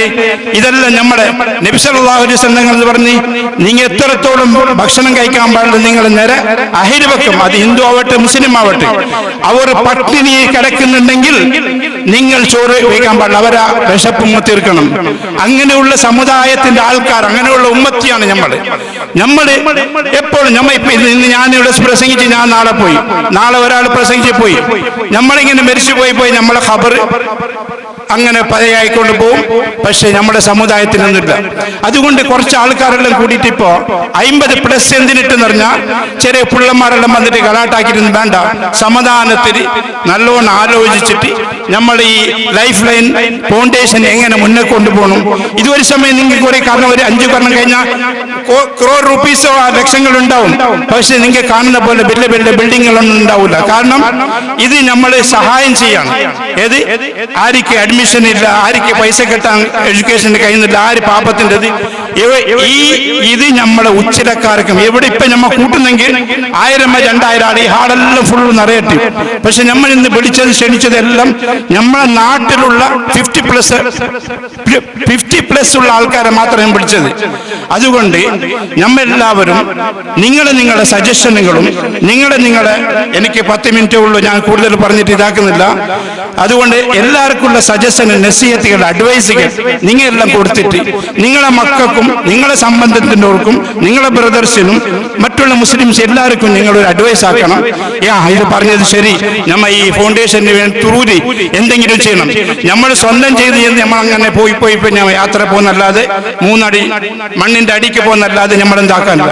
ഇങ്ങനെ ആക്കുമ്പോൾ ഇതിനൊരു സ്ട്രോങ് ആക്കിയിട്ട് ഇനി ഫ്യൂച്ചറിലേക്ക് ലൈഫ് എന്ന് വെച്ചാൽ അവിടെ അൽഹംദുലില്ലാഹ് ഇനി ബാക്കിയുള്ള നാട്ടുകാർ ഇതിനെപ്പറ്റി പഠിക്കണം. അപ്പൊ ഇത് ഒരു നാട്ടിലേക്ക് പ്രസ് ആവണം. നമ്മളെ കൊണ്ട് ഇപ്പൊ ഉച്ചിരത്തെ ജമാഅത്ത് അൽഹംദുലില്ലാഹ് ഇപ്പൊ 12 ഫ്ലാറ്റിൽ തുടങ്ങി. ഇൻഷാ അല്ലാഹ് ഇതിനൊരു 12 നടക്കും, പിന്നെ ഒരു 12, 36 പ്ലേറ്റ്. അപ്പൊ പള്ളിക്ക് ഒരു വരുമാനത്തിന് ഇനി ഉസ്താദന്മാരെ ശമ്പളത്തിനോ അല്ല അവിടുത്തെ മുക്കരിക്കന്റെ ശമ്പളത്തിനോ അവിടുത്തെ കറണ്ട് ബില്ലോ അവിടുത്തെ ഫ്യൂച്ചറിലേക്കൊന്നും ഇതില്ല. എല്ലാത്തിനും ഒരു മസ്ബൂത്ത ഇത്ര കാലം ആക്കിയിട്ട് ഇപ്പൊ ആക്കി അൽഹംദുലില്ലാഹ്. അതേ 2026 ഇങ്ങനെ ഒരു ലൈഫ് ലൈൻ ഫൗണ്ടേഷൻ കൂടി നമ്മൾ സ്റ്റാർട്ടാക്കി അൽഹംദുലില്ലാഹ്. ഇങ്ങനെയുള്ള നല്ല നല്ല കാര്യങ്ങളെല്ലാം നമ്മളെ നാട്ടിൽ പറഞ്ഞു. നമ്മളെ നാട്ടുകാരെ ബേസ്റ്റുള്ള ഹിരിയന്മാര് എല്ലാവർക്കും നല്ല അഡ്വൈസ് ആക്കി നിങ്ങളെ കയ്യിൽ എന്താ റസൂലുള്ളാഹി സ്വല്ലല്ലാഹു അലൈഹി വസല്ലം ചൊല്ലിയത്, നിങ്ങൾ ഒന്നിരിക്കലോ ദീനിനെ പണം കൊണ്ട് സഹായിക്കണം, അത് അല്ലെങ്കിൽ നിങ്ങളെ നാവ് കൊണ്ട് നിങ്ങൾ സഹായിക്കണം, അല്ലെങ്കിൽ നിങ്ങളെ മനസ്സുകൊണ്ട് നിങ്ങൾ എന്താക്കണം, സഹായിക്കണം. ഈ സഹായമാണ് നമുക്ക് ഇവിടേക്ക് വേണ്ടത്. നിങ്ങൾ എല്ലാവരും വിളിച്ചത് അതിലേക്ക് വേണ്ടിയാണ്. കുറെ പാവപ്പെട്ടവർ ഇത് കെട്ടാൻ ഫീസ് കെട്ടാൻ കഴിയാത്തവർ കുറെ ബുദ്ധിമുട്ടുണ്ട്. അങ്ങനത്തെവരെല്ലാം ഈ ലൈഫ് ലൈൻ പോണ് ഇങ്ങനെയുള്ള ഒരു സംഘടന തുടങ്ങിയിട്ട് ഇൻ ഫ്യൂച്ചറിൽ എല്ലാവർക്കും ഒരു നല്ല ഒരു റിസൾട്ടും നല്ല ഒരു ഫ്യൂച്ചർ ഉണ്ടാവും. അതുകൊണ്ട് അല്ലാഹു സുബ്ഹാനഹു വ തആല കൂടിയ പ്രതിവർക്കും കൂടാത്തവർക്കും അല്ലാഹു സുബ്ഹാനഹു വ തആല തൗഫീഖ് ചെയ്യട്ടെ. ഇതിനു വേണ്ടി എല്ലാവരും നിങ്ങൾ ദ്വാരക്കണം, എല്ലാവരും സപ്പോർട്ട് ചെയ്യണം. നിങ്ങൾ തടി കൊണ്ടും മുതൽ കൊണ്ടും നാവ് കൊണ്ട് എല്ലാ സപ്പോർട്ട് കൊണ്ടും നിങ്ങൾ ചെയ്യണം. അല്ലാഹു അതിന് നമുക്ക് എല്ലാവർക്കും തൗഫീഖ് ചെയ്യട്ടെ എന്ന് മാത്രം പറഞ്ഞ് എൻ്റെ വാക്ക് നിർത്തുന്നു. അൽഹംദുലില്ലാഹി റബ്ബിൽ ആലമീൻ. അസ്സലാമു അലൈക്കും വറഹ്മത്തുള്ളാഹി. ಮತ್ತು ಉದ್ದೇಶಗಳನ್ನು ಸವಿವರವಾಗಿ ತಿಳಿಸಿರುವಂತಹ ಸಂಸ್ಥೆಯ ಗೌರವಾಧ್ಯಕ್ಷರಾದಂತಹ ಜನಾಬ್ ಅಬ್ದುಲ್ ಮಜೀದ್ ಹಾಜಿ ಅವರಿಗೆ ಧನ್ಯವಾದಗಳನ್ನು ಸಮರ್ಪಿಸ್ತಾ ಇದ್ದೇವೆ. ಹಾಗೆ ಕಾರ್ಯಕ್ರಮವನ್ನು ಮುಂದುವರಿಸ್ತಾ ಇದ್ದೇವೆ. ಕಾರ್ಯಕ್ರಮದ ಮುಂದಕ್ಕೆ ಇಬ್ಬರು ಸಂಪನ್ಮೂಲ ವ್ಯಕ್ತಿಗಳು ನಮ್ಮೊಂದಿಗಿದ್ದಾರೆ. ಅವರಲ್ಲಿ ಮೊದಲನೆಯವರು ಇದ್ದೇವೆ. ಕಾರ್ಯಕ್ರಮದ ಮುಂದುವರಿದ ಭಾಗವಾಗಿ ನಮ್ಮೊಟ್ಟಿಗೆ ಇಬ್ಬರು ಸಂಪನ್ಮೂಲ ವ್ಯಕ್ತಿಗಳು ನಮ್ಮೊಟ್ಟಿಗಿದ್ದಾರೆ. ಅದರಲ್ಲಿ ಮೊದಲನೆಯವರು, ಅವರ ಬಗ್ಗೆ ಉಚ್ಚಿಲದ ಹಲವಾರು ಜನರಿಗೆ ಅವರ ಬಗ್ಗೆ ಪರಿಚಯ ಇಲ್ಲ. ಪರ್ಸನಲ್ ಅವರೊಟ್ಟಿಗೆ ಒಂದು ಅನುಭವ ಇದೆ. ನಾನೊಮ್ಮೆ ನಮ್ಮ ಒಬ್ಬರು ಆತ್ಮೀಯರ ಅವರ ಮಗನಿಗೆ ಒಂದು ಕಾಲೇಜ್ ಸೀಟ್ ಬೇಕಿತ್ತು BBA ಕೋರ್ಸಿಗೋಸ್ಕರ. ಆಲ್ರೆಡಿ ಕಾಲೇಜಲ್ಲಿ ಎಲ್ಲ ಕಾಲೇಜುಗಳಲ್ಲೂ ಇದು ಮುಕ್ತಾಯಗೊಂಡಿರೋದ್ರಿಂದ 2 ತಿಂಗಳು ಕಳೆದಿತ್ತು. ಕಾಲೇಜಿಗೆ ಹೋಗಬೇಕಿದ್ರೆ ಯಾರೋ ಸಜೆಸ್ಟ್ ಮಾಡಿದ್ರು PA ಕಾಲೇಜಲ್ಲಿ ಟ್ರೈ ಮಾಡಿ ಅಂತೇಳಿ. ಆ ಸಮಯದಲ್ಲಿ PA ಕಾಲೇಜಿನ ಪ್ರಿನ್ಸಿಪಾಲ್ರ ಕೊಠಡಿಯ ಹೊರಗಡೆ ನಿಂತಾಗ ಅಲ್ಲಿದ್ದ ಒಬ್ಬ ವ್ಯಕ್ತಿಯ ಹೆಸರು ಮತ್ತು ಅವರ ಎದುರುಗಡೆ ಇದ್ದಂತಹ ಡಿಗ್ರಿಯನ್ನು ನೋಡಿ ನನಗೆ ಒಮ್ಮೆ ದಿಗ್ಭ್ರಮೆ ಆಯಿತು. ಯಾಕೆ ಈ ವ್ಯಕ್ತಿ ಹತ್ರ ಹೋಗಿ ನಾನು ನಮ್ಮ ಈ 2 ತಿಂಗಳು ಕಳೆದ ನಂತರ ಇದರ ವಿಚಾರವಾಗಿ ಮಾತಾಡಿದರೆ ಅವರು ಏನು ಹೇಳುವರು ಅಂತೇಳಿ ಅಂಜಿಕೆಯಿಂದಲೇ ಅವರೊಟ್ಟಿಗೆ ಮಾತಾಡಿದಾಗ ಆತ್ಮೀಯವಾಗಿ ನನ್ನನ್ನು ಸ್ವೀಕರಿಸಿದರು. ತುಂಬ very down to earth person. ಆತ್ಮೀಯವಾಗಿ ಅವರೇ ಖುದ್ದಾಗಿ ವಿಶ್ವವಿದ್ಯಾಲಯಕ್ಕೆ ಯೂನಿವರ್ಸಿಟಿಗೆ ಮಂಗಳೂರು ಯೂನಿವರ್ಸಿಟಿಗೆ ಕಾಲ್ ಮಾಡಿ ಅವರೊಟ್ಟಿಗೆ ನಮ್ಮೊಟ್ಟಿಗೆ ಒಂದು ಸೀಟನ್ನು ಅರೇಂಜ್ಮೆಂಟ್ ಮಾಡಿಕೊಟ್ರು. ಇಷ್ಟೊಂದು ಎಜುಕೇಷನ್ ಬ್ಯಾಕ್ಗ್ರೌಂಡ್ ಇದ್ದರೂ ಸಹ, ಇಷ್ಟೊಂದು ಉನ್ನತ ಹುದ್ದೆಯಲ್ಲಿದ್ದರೂ ಸಹ ವೆರಿ ಡೌನ್ ಟು ಅರ್ತ್ ಆಗಿರುವಂತಹ ಈ ಒಂದು ವ್ಯಕ್ತಿ ಮೈಂಡ್ ಟ್ರೈನರ್ ಸಾಧನಾ ಅಕಾಡೆಮಿ ಅಂತೇಳಿ ತನ್ನದೇ ಆದ ಒಂದು ಸಂಸ್ಥೆಯನ್ನು ಕಟ್ಟಿ ಸೈಕಾಲಜಿಕಲಿ ಟ್ರೈನಿಂಗ್ ನೀಡ್ತಾ ಇದ್ದಾರೆ. PA ಫಸ್ಟ್ ಗ್ರೇಡ್ ಕಾಲೇಜ್ ಇದರ ಪ್ರಾಂಶುಪಾಲರು, ನಮ್ಮ ಊರಿನ ಮೊಮ್ಮಗ ಅಂತೇಳಿ ಹೇಳ್ಬೋದು, ಶ್ರೀಯುತ ಸರ್ಫರಾಜ್ ಹಾಶಿಮ್ ಇವರನ್ನು ಪೋಡಿಗೆಗೆ ಪ್ರೀತಿಪೂರ್ವಕವಾಗಿ ಆಹ್ವಾನಿಸ್ತಾ ಇದ್ದೇನೆ. ಅಲ್ಹಮ್ದುಲಿಲ್ಲಾಹಿ ರಬ್ಬಿಲ್ ಆಲಮೀನ್, ಸಲಾತು ವಸ್ಸಲಾಮ್. ಲೈಫ್ ಲೈನ್ ಫೌಂಡೇಶನ್ ಇದರ ಅಧ್ಯಕ್ಷರು, ಸರ್ವ ಸದಸ್ಯರು, ವೇದಿಕೆಯಲ್ಲಿರುವ ಹಿರಿಯರು, ವೇದಿಕೆಯ ಮುಂಭಾಗದಲ್ಲಿರುವ ಎಲ್ಲ ಹಿರಿಯರಿಗೂ ಅಸ್ಸಲಾಮು ಅಲೈಕುಂ ವರಹಮತುಲ್ಲಾಹಿ ವಬರಕಾತು. ನಾನು ಇಲಿಯಾಸ್ ಅವರು ನನಗೆ ಮೆಸೇಜ್ ಮಾಡಿದರು ಫೋನಲ್ಲಿ, ನಾನು ಊರಲ್ಲಿ ಇರಲಿಲ್ಲ, ಇಂಥ ಕಾರ್ಯಕ್ರಮಕ್ಕೆ ಬರಬೇಕು ಅಂತ. ಆಗ ನಾನು ಕೇಳಿದೆ, ಏನು ಕಾರ್ಯಕ್ರಮ, ಯಾರು ಇಲ್ಲಿ ಅಟೆಂಡ್ ಆಗುವವರು ಅಂತ. ಎಲ್ಲ ಹೇಳ್ತೇನೆ ಅಂತ ಹೇಳಿದರು. ಮತ್ತೊಂದು 2 ದಿವಸ ಮೊದಲು ಗೊತ್ತಾಯಿತು ಎಲ್ಲ 50 ವರ್ಷ ಮೇಲಿನವರು ಅಂತ.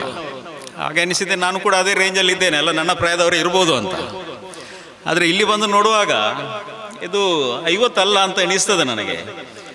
ಅಂದರೆ 60, 70 ಎಲ್ಲ ಇದ್ದಾರೆ.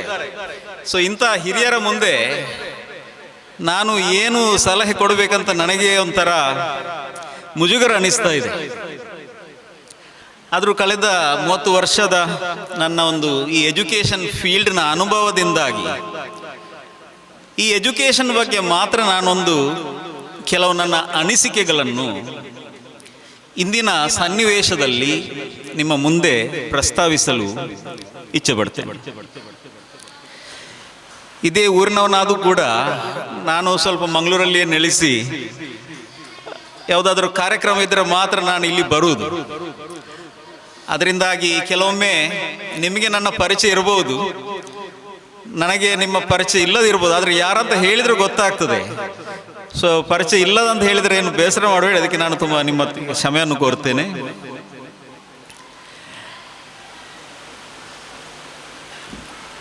ನಮ್ಮ ದೇಶದ ಒಂದು ಸಂಪತ್ತು ಅಥವಾ ಒಂದು ಶಕ್ತಿ ಏನಂತ ಹೇಳಿದರೆ ಅದು ಯುವ ಶಕ್ತಿ. So India is a young nation ಅಂತ ಹೇಳ್ತೇವೆ. ಪಾಪ್ಯುಲೇಷನ್ ಎಷ್ಟು ಇದ್ರೂ ಕೂಡ ಅದರಲ್ಲಿ ಮೆಜಾರಿಟಿ ಈಸ್ ಯೂತ್, ಯುವಕರು. ಅದರಲ್ಲಿ ಕೂಡ ವಿದ್ಯಾವಂತರಿದ್ದಾರೆ, ಉದ್ಯಮಿಗಳಿದ್ದಾರೆ, ಅವಿದ್ಯಾವಂತರಿದ್ದಾರೆ.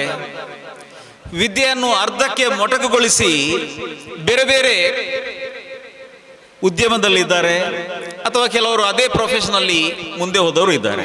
It is a mixed community ಅಂತ ಹೇಳ್ಬೋದು.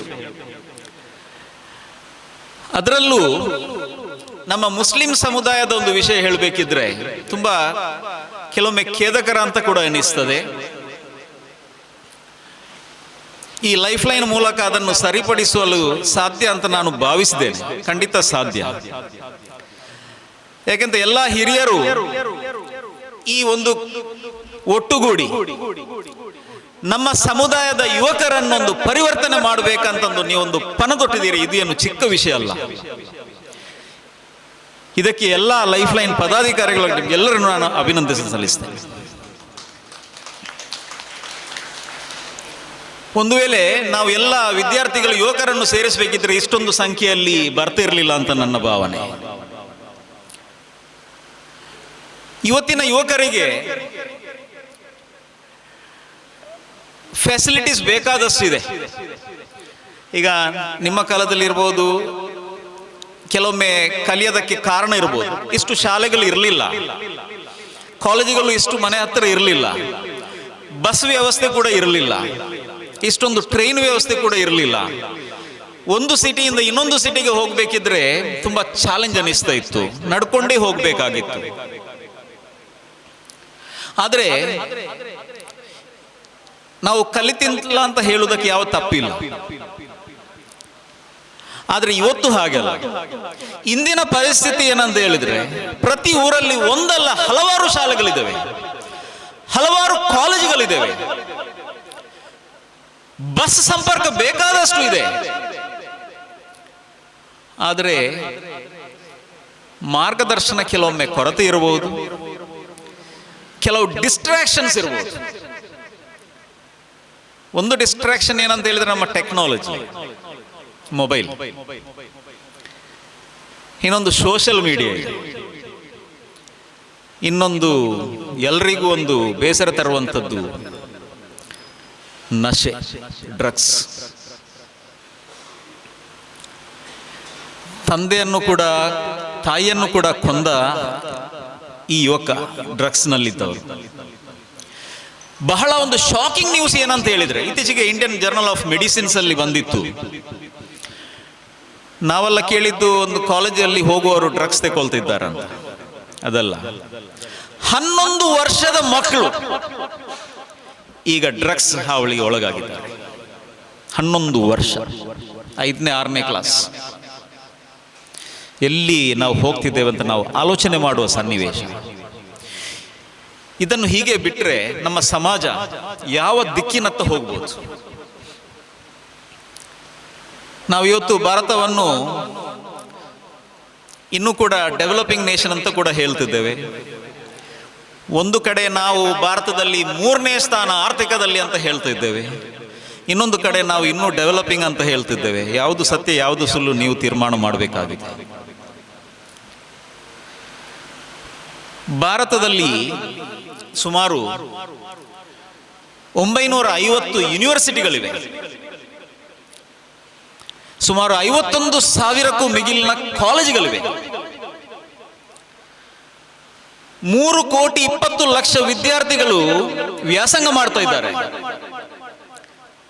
ಅದರಲ್ಲಿ ಪ್ರತಿ ವರ್ಷ 88 ಲಕ್ಷ ವಿದ್ಯಾರ್ಥಿಗಳು ಕಾಲೇಜಿಂದ ಹೊರ ಬರ್ತಾ ಇದ್ದಾರೆ. ಈ 88 ಲಕ್ಷ ವಿದ್ಯಾರ್ಥಿಗಳಲ್ಲಿ 8 ಲಕ್ಷ ವಿದ್ಯಾರ್ಥಿಗಳು ಅವರು ಉದ್ಯೋಗ ಗಿಟ್ಟಿಸ್ತಾರೆ.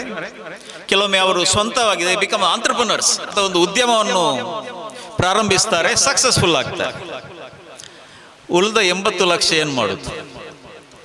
ಇವರು ಈ ಕಸಿನೋಗಳಿಗೆ ಹೋಗುದು, ಬಾರ್ಗಳಿಗೆ ಹೋಗುದು, ಡ್ರಗ್ಸ್ಗಳಲ್ಲಿ ತೊಡಕೊಳ್ಳುವುದು, ಇಂಥದೆಲ್ಲ ಕೆಲಸ ಮಾಡುವರು. ಸೋಷಿಯಲ್ ಮೀಡಿಯಾದಲ್ಲಿ ಎಡಿಕ್ಷನ್ ಆಗುವ ಈ 80 ಲಕ್ಷ ಜನರನ್ನೇ ಒಂದು ಟೇಕ್ ಕೇರ್ ಮಾಡಲಿಕ್ಕೆ ಸೋಷಿಯಲ್ ಮೀಡಿಯಾದಲ್ಲಿ ಅಟೆನ್ಷನ್ ಮ್ಯಾನೇಜರ್ಸ್ ಅಂತ ಇದ್ದಾರೆ. They are the highest paid people in the world. ಅದು ಫೇಸ್ಬುಕ್, ಇನ್ಸ್ಟಾಗ್ರಾಮ್ ಅಲ್ಲಿ ಎಲ್ಲ ಈಗ AI ಜನರೇಟ್ ಆಗಿದೆ. ನೀವು ಒಮ್ಮೆ ಫೇಸ್ಬುಕ್ ಹತ್ರ ಹೋದ್ರೆ ಅಥವಾ ಇನ್ಸ್ಟಾಗ್ರಾಮ್ ನೋಡಿದ್ರೆ ಮಿನಿಮಮ್ 40 ನಿಮಿಷ ನೀವು ಅದರಲ್ಲಿ ಹೋಗ್ತೀರಿ, ಹಿಂದೆ ಬರಲಿಕ್ಕೆ ಸಾಧ್ಯ ಇಲ್ಲ. ಅದು ಒಂದು ನಮ್ಮ ಮಾಲ್ ಇದ್ದಾಗೆ. ಈಗ ನಾವು ಬೇಕಾದಷ್ಟು ಮಾಲ್ಗಳಿವೆ. ನೀವು ಮಾಲ್ನ ಒಳಗೆ ಹೋದ್ರೆ ಹೊರಗಿನ ಲೋಕ ನಿಮಗೆ ಕಾಣಿಸುವುದಿಲ್ಲ. So mall is designed in such a manner you cannot see outside. ಅಲ್ಲಿ ಮಳೆ ಬರ್ತಾ ಉಂಟು, ಬಿಸಿಲು ಉಂಟು, ಏನು ನಿಮ್ಗೆ ಕಾಣ್ತದ? ಇಲ್ಲ. ಹೊರಗೆ ಬರುವಾಗ ಓಹ್ ಇಷ್ಟು ಸಮಯ ಆಯ್ತಲ್ಲ ಅಂತ. ಅದೇ ತರ ಸೋಷಿಯಲ್ ಮೀಡಿಯಾ ಕೂಡ. ಸೊ ಇದನ್ನು ಸೋಷಿಯಲ್ ಮೀಡಿಯಾ ಅಂದ್ರೆ ಈ ಟೆಕ್ನಾಲಜಿ ಉಪಯೋಗ ಮಾಡಬಾರ್ದಂತ ನಾವು ಯಾವತ್ತು ಹೇಳುವಾಗಿಲ್ಲ, ಹೇಳಬಾರ್ದು. ಅದರಲ್ಲಿ ಬೇಕಾದಷ್ಟು ಉತ್ತಮ ಕಾರ್ಯಗಳು ಇದೆ, ಬಟ್ ನಾವು ಅದನ್ನು ಮಾತ್ರ ಫೋಕಸ್ ಮಾಡಬೇಕಾಗಿದೆ ಇವತ್ತಿನ ಸನ್ನಿವೇಶದಲ್ಲಿ. ಈ ವಿದ್ಯಾರ್ಥಿಗಳು, ಈಗ ಚಿಕ್ಕ ಮಗು ಶಾಲೆಗೆ ಹೋಗ್ಲಿಲ್ಲ, ಮೊಬೈಲ್ ಯೂಸ್ ಮಾಡ್ತದೆ. ಯಾರು ಕಲಿಸಿದ್ದು? ನಾವು ಕಲಿಸಿದ್ದ? ಯಾರು ಕಲಿಸ್ಲಿಲ್ಲ. ಅದು ಹೇಗೆ ಬಂತದ್ದು ಅಲ್ಲಾಹು ಗೊತ್ತು. ನಾವು ಕೂಡ ಏನ್ ಮಾಡುದು? ಮಗು ಕೂಗಿದಂತ ಹೇಳಿದ್ರೆ ಮೊಬೈಲ್ ಕೊಟ್ಟು ಬಿಡುದು. ಆ ಮಗು ಆಟ ಆಡ್ತಾ ಇರ್ತದೆ. ಅದರ ಬ್ರೈನಿಗೆ ಆಗುವಷ್ಟು ಇಫೆಕ್ಟ್ ನಮಗೆ ಆಗುದಿಲ್ಲ, ಅದು ಆ ಚಿಕ್ಕ ಮಕ್ಕಳಿಗೆ. ಆ ಬ್ರೈನ್ ಇಂದಾಗಿ ಸೆಲ್ಸ್ ಡ್ಯಾಮೇಜ್ ಆಗ್ತದೆ. ಈಗಿನ ಮಕ್ಕಳು, ಚಿಕ್ಕ ಮಕ್ಕಳಿಗೆ ಆಯಾಸ ಆಗುದು, ಮತ್ತೆ ಊಟದ ವ್ಯವಸ್ಥೆ ಎಲ್ಲ ನಿಮ್ಗೆ ಗೊತ್ತಿದೆ. ಎಲ್ರಿಗೂ ಫಾಸ್ಟ್ ಫುಡ್ಡೇ ಬೇಕು, ಬರ್ಗರ್ಸ್ ಬೇಕು, ಫ್ರೆಂಚ್ ಫ್ರೈಸ್ ಬೇಕು, ಪಿಜ್ಜಾಸ್ ಬೇಕು. ಇದು ಕೂಡ ಉತ್ತಮ ಬೆಳವಣಿಗೆಯ ಲಕ್ಷಣ ಅಲ್ಲ. ನಿಮ್ಮ ಕಾಲದಲ್ಲಿ ಮನೆಯಲ್ಲಿ ಟಿವಿ ಇರಲಿಲ್ಲ, ಮೊಬೈಲ್ ಇರಲಿಲ್ಲ, ಶಾಲೆಯಲ್ಲಿ ಆಟ ಆಡ್ತಿದ್ದೆವು. ಶಾಲೆಯಿಂದ ಮನೆಗೆ ಬಂದ ಕೂಡಲೇ ಬ್ಯಾಗ್ ಇಟ್ಟು ನಾವು ಆಟ ಆಡ್ಲಿಕ್ಕೆ ಹೋಗ್ತಿದ್ದೆ. ಈಗ ಆಟ ಆಡೋದು ಎಲ್ಲಿ? ಈಗ ಮೊಬೈಲ್. ಒಂದು ಮನೆಯಿಂದ ಇನ್ನೊಂದು ಮನೆಯಲ್ಲಿರುವವರಿಗೆ ಪರಿಚಯ ಇಲ್ಲ, ಒಂದೇ ಮನೆಯಲ್ಲಿ ಇದ್ರೂ ಕೂಡ ಮಾತು ಇಲ್ಲ. 10 ಜನ ಒಂದು ಮನೆಯಲ್ಲಿದ್ರೆ 10 ಮೊಬೈಲ್. ಕೆಲವರಿಗೆ ಒಂದು ಮೊಬೈಲ್ ಅಲ್ಲ, 2-3 ಮೊಬೈಲ್ ಇದ್ದಾವೆ. ಆದರೆ ಈ ಮೊಬೈಲ್ ನಮ್ಮ ಎನರ್ಜಿ ಎಷ್ಟು ತೆಗಿತದಂತ ಹೇಳಿದ್ರೆ, ನಾನು ಸಮಯ ಇದ್ರೆ ಡೆಮಾನ್ಸ್ಟ್ರೇಟ್ ಮಾಡಿ ಕೂಡ ನಾನು ತೋರಿಸ್ತೇನೆ, ಅಷ್ಟೊಂದು ಹಾನಿಕರ. ಸೊ ಈ ಎಡಿಕ್ಷನ್, ಈಗ ನಮಗೆ ಆಲ್ಕೋಹಾಲ್ ಡಿ ಅಡಿಕ್ಷನ್ ಸೆಂಟರ್ಸ್ ಇದೆ, ಡ್ರಗ್ ಡಿ ಅಡಿಕ್ಷನ್ ಸೆಂಟರ್ ಇದೆ, ಈಗ ಮೊಬೈಲ್ ಡಿ ಅಡಿಕ್ಷನ್ ಸೆಂಟರ್ ಕೂಡ ಪ್ರಾರಂಭ ಆಗಿದೆ. ಈಗ ಒಂದು ವ್ಯಕ್ತಿಗೆ ಪನಿಷ್ಮೆಂಟ್ ಕೊಡಬೇಕಿದ್ರೆ ನೀವು ಜೈಲಲ್ಲಿ ಹಾಕಬೇಕಾಗಿಲ್ಲ, ಮೊಬೈಲ್ ತೆಗೆದಿಟ್ರೆ that is the biggest punishment. ಜೈಲಲ್ಲಿ ಮೊಬೈಲ್ ಇಲ್ಲ ಇದೆ, ಎಲ್ರಿಗೂ ಗೊತ್ತು. ಸೊ ಇಂಥ ಸನ್ನಿವೇಶದಲ್ಲಿ ಈ ಒಂದು ವಿದ್ಯಾಭ್ಯಾಸ ಡೈರೆಕ್ಷನ್ ಇಂದ ನಾವು ಏನನ್ನು ಮಾಡಬಹುದು? ಈಗ ನಾನು ಕೇಳಿದೆ, ಇದರದ್ದು ಈಗ ಇಷ್ಟು ಜನ ಸೇರಿದಿರಿ ಲೈಫ್ ಲೈನ್ ಫೌಂಡೇಶನ್, ಇದರದ್ದೊಂದು ಜಿಯೋಗ್ರಫಿಕಲ್ ಲೊಕೇಶನ್, ಇಲ್ಲಿಂದ KC ರೋಡ್, ಅಜ್ಜನಡ್ಕ, ಕೋಟೆಕಾರ್ ಅಲ್ವಾ, ಬೌಂಡ್ರಿ ಲೈನ್. ಈ ಒಂದು ಬೌಂಡ್ರಿ ಲೈನ್ ಅಲ್ಲಿ ಎಷ್ಟು ಮನೆಗಳಿದ್ದಾವೆ ಇದನ್ನೊಂದು ಸರ್ವೆ ಮಾಡಬೇಕಾಗುತ್ತೆ. ಆ ಮನೆಯಲ್ಲಿ ಎಷ್ಟು ಜನ ಯಾವ ಕ್ಲಾಸಲ್ಲಿ ಕಲಿತಾ ಇದ್ದಾರೆ, ಅವರಿಗೆ ಏನಾದರೂ ಸಮಸ್ಯೆ ಇದೆಯಾ, ಕಲಿತಾರ, ಅಥವಾ ಕಲಿಯುವುದರಲ್ಲಿ ಸ್ವಲ್ಪ ಏನು ಉತ್ತಮವಾಗಿ ಅವರ ಪರ್ಫಾರ್ಮೆನ್ಸ್ ಉಂಟಾ, ಅಥವಾ ಏನಾದರೂ ಸ್ವಲ್ಪ ಸ್ಲೋ ಲರ್ನರ್ಸ್ ಆಗಿ ಮಾರ್ಕ್ಸ್ ತುಂಬಾ ಕಡಿಮೆ ಬರ್ತಾ ಇದೆಯಾ ಅಂತ ಒಂದು ಮಾನಿಟರ್ ಮಾಡುವ ಒಂದು ಟೂಲ್ ನಮ್ಮಲ್ಲಿ ಬೇಕು. ಆಗ ಪ್ರತಿ ತಿಂಗಳಿಗೆ ಎಲ್ರಿಗೂ ಪುರ್ಸತಿಲ್ಲ, ಎಲ್ಲರೂ ನೀವು ಬೇರೆ ಬೇರೆ ಕೆಲಸದಲ್ಲಿ ಇರುವವರು, ಆದರೂ ನಿಮ್ಮ ಒಂದು ಉತ್ಸಾಹದಿಂದ ನೀವು ಈ ಲೈಫ್ ಲೈನ್ ಫೌಂಡೇಶನ್ ಅನ್ನು ಒಂದು ಸ್ಥಾಪನೆ ಮಾಡಿದ್ದೀರಿ. ಅಟ್ಲೀಸ್ಟ್ ಒಂದು ತಿಂಗಳಿಗೆ ಒಮ್ಮೆ, ಅಥವಾ 2 ತಿಂಗಳಿಗೆ ಒಮ್ಮೆ, ಅಥವಾ ಒಂದು 3 ತಿಂಗಳಿಗೆ ಒಮ್ಮೆ ಅವರ ಒಂದು ಅನಾಲಿಸಿಸ್ ಮಾಡುವಂತ ಒಂದು ಕೆಲಸ ಆಗಬೇಕು. ಒಂದು ವೇಳೆ ಅವರು ಅಕಾಡೆಮಿಕ್ಸ್ ಅಲ್ಲಿ ತುಂಬಾ ವೀಕ್ ಇದ್ರೆ ಅದಕ್ಕೆ ಏನು ಸಪೋರ್ಟ್ ಕೊಡಬಹುದು, ಏನು ರೀಸನ್ ಇರಬಹುದು, ಒಂದು ಕೌನ್ಸಿಲರ್ನ ಅವಶ್ಯಕತೆ ಕೂಡ ಈ ಮಹಲ್ಲಗಳಲ್ಲಿ ಇವತ್ತಿದೆ.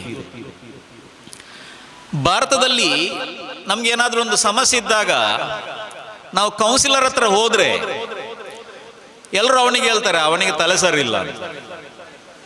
ಪಾಶ್ಚಾತ್ಯ ರಾಷ್ಟ್ರದಲ್ಲಿ ಹಾಗೆಲ್ಲ, ಎಲ್ಲರೂ ಒಂದು 15 ದಿವಸಕ್ಕೆ ಒಮ್ಮೆ ಇವರು ಕೌನ್ಸಿಲರ್ ಹತ್ರ ಹೋಗ್ತಾರೆ, ಅವರ ಸಮಸ್ಯೆಗಳನ್ನು ಹೇಳ್ತಾರೆ.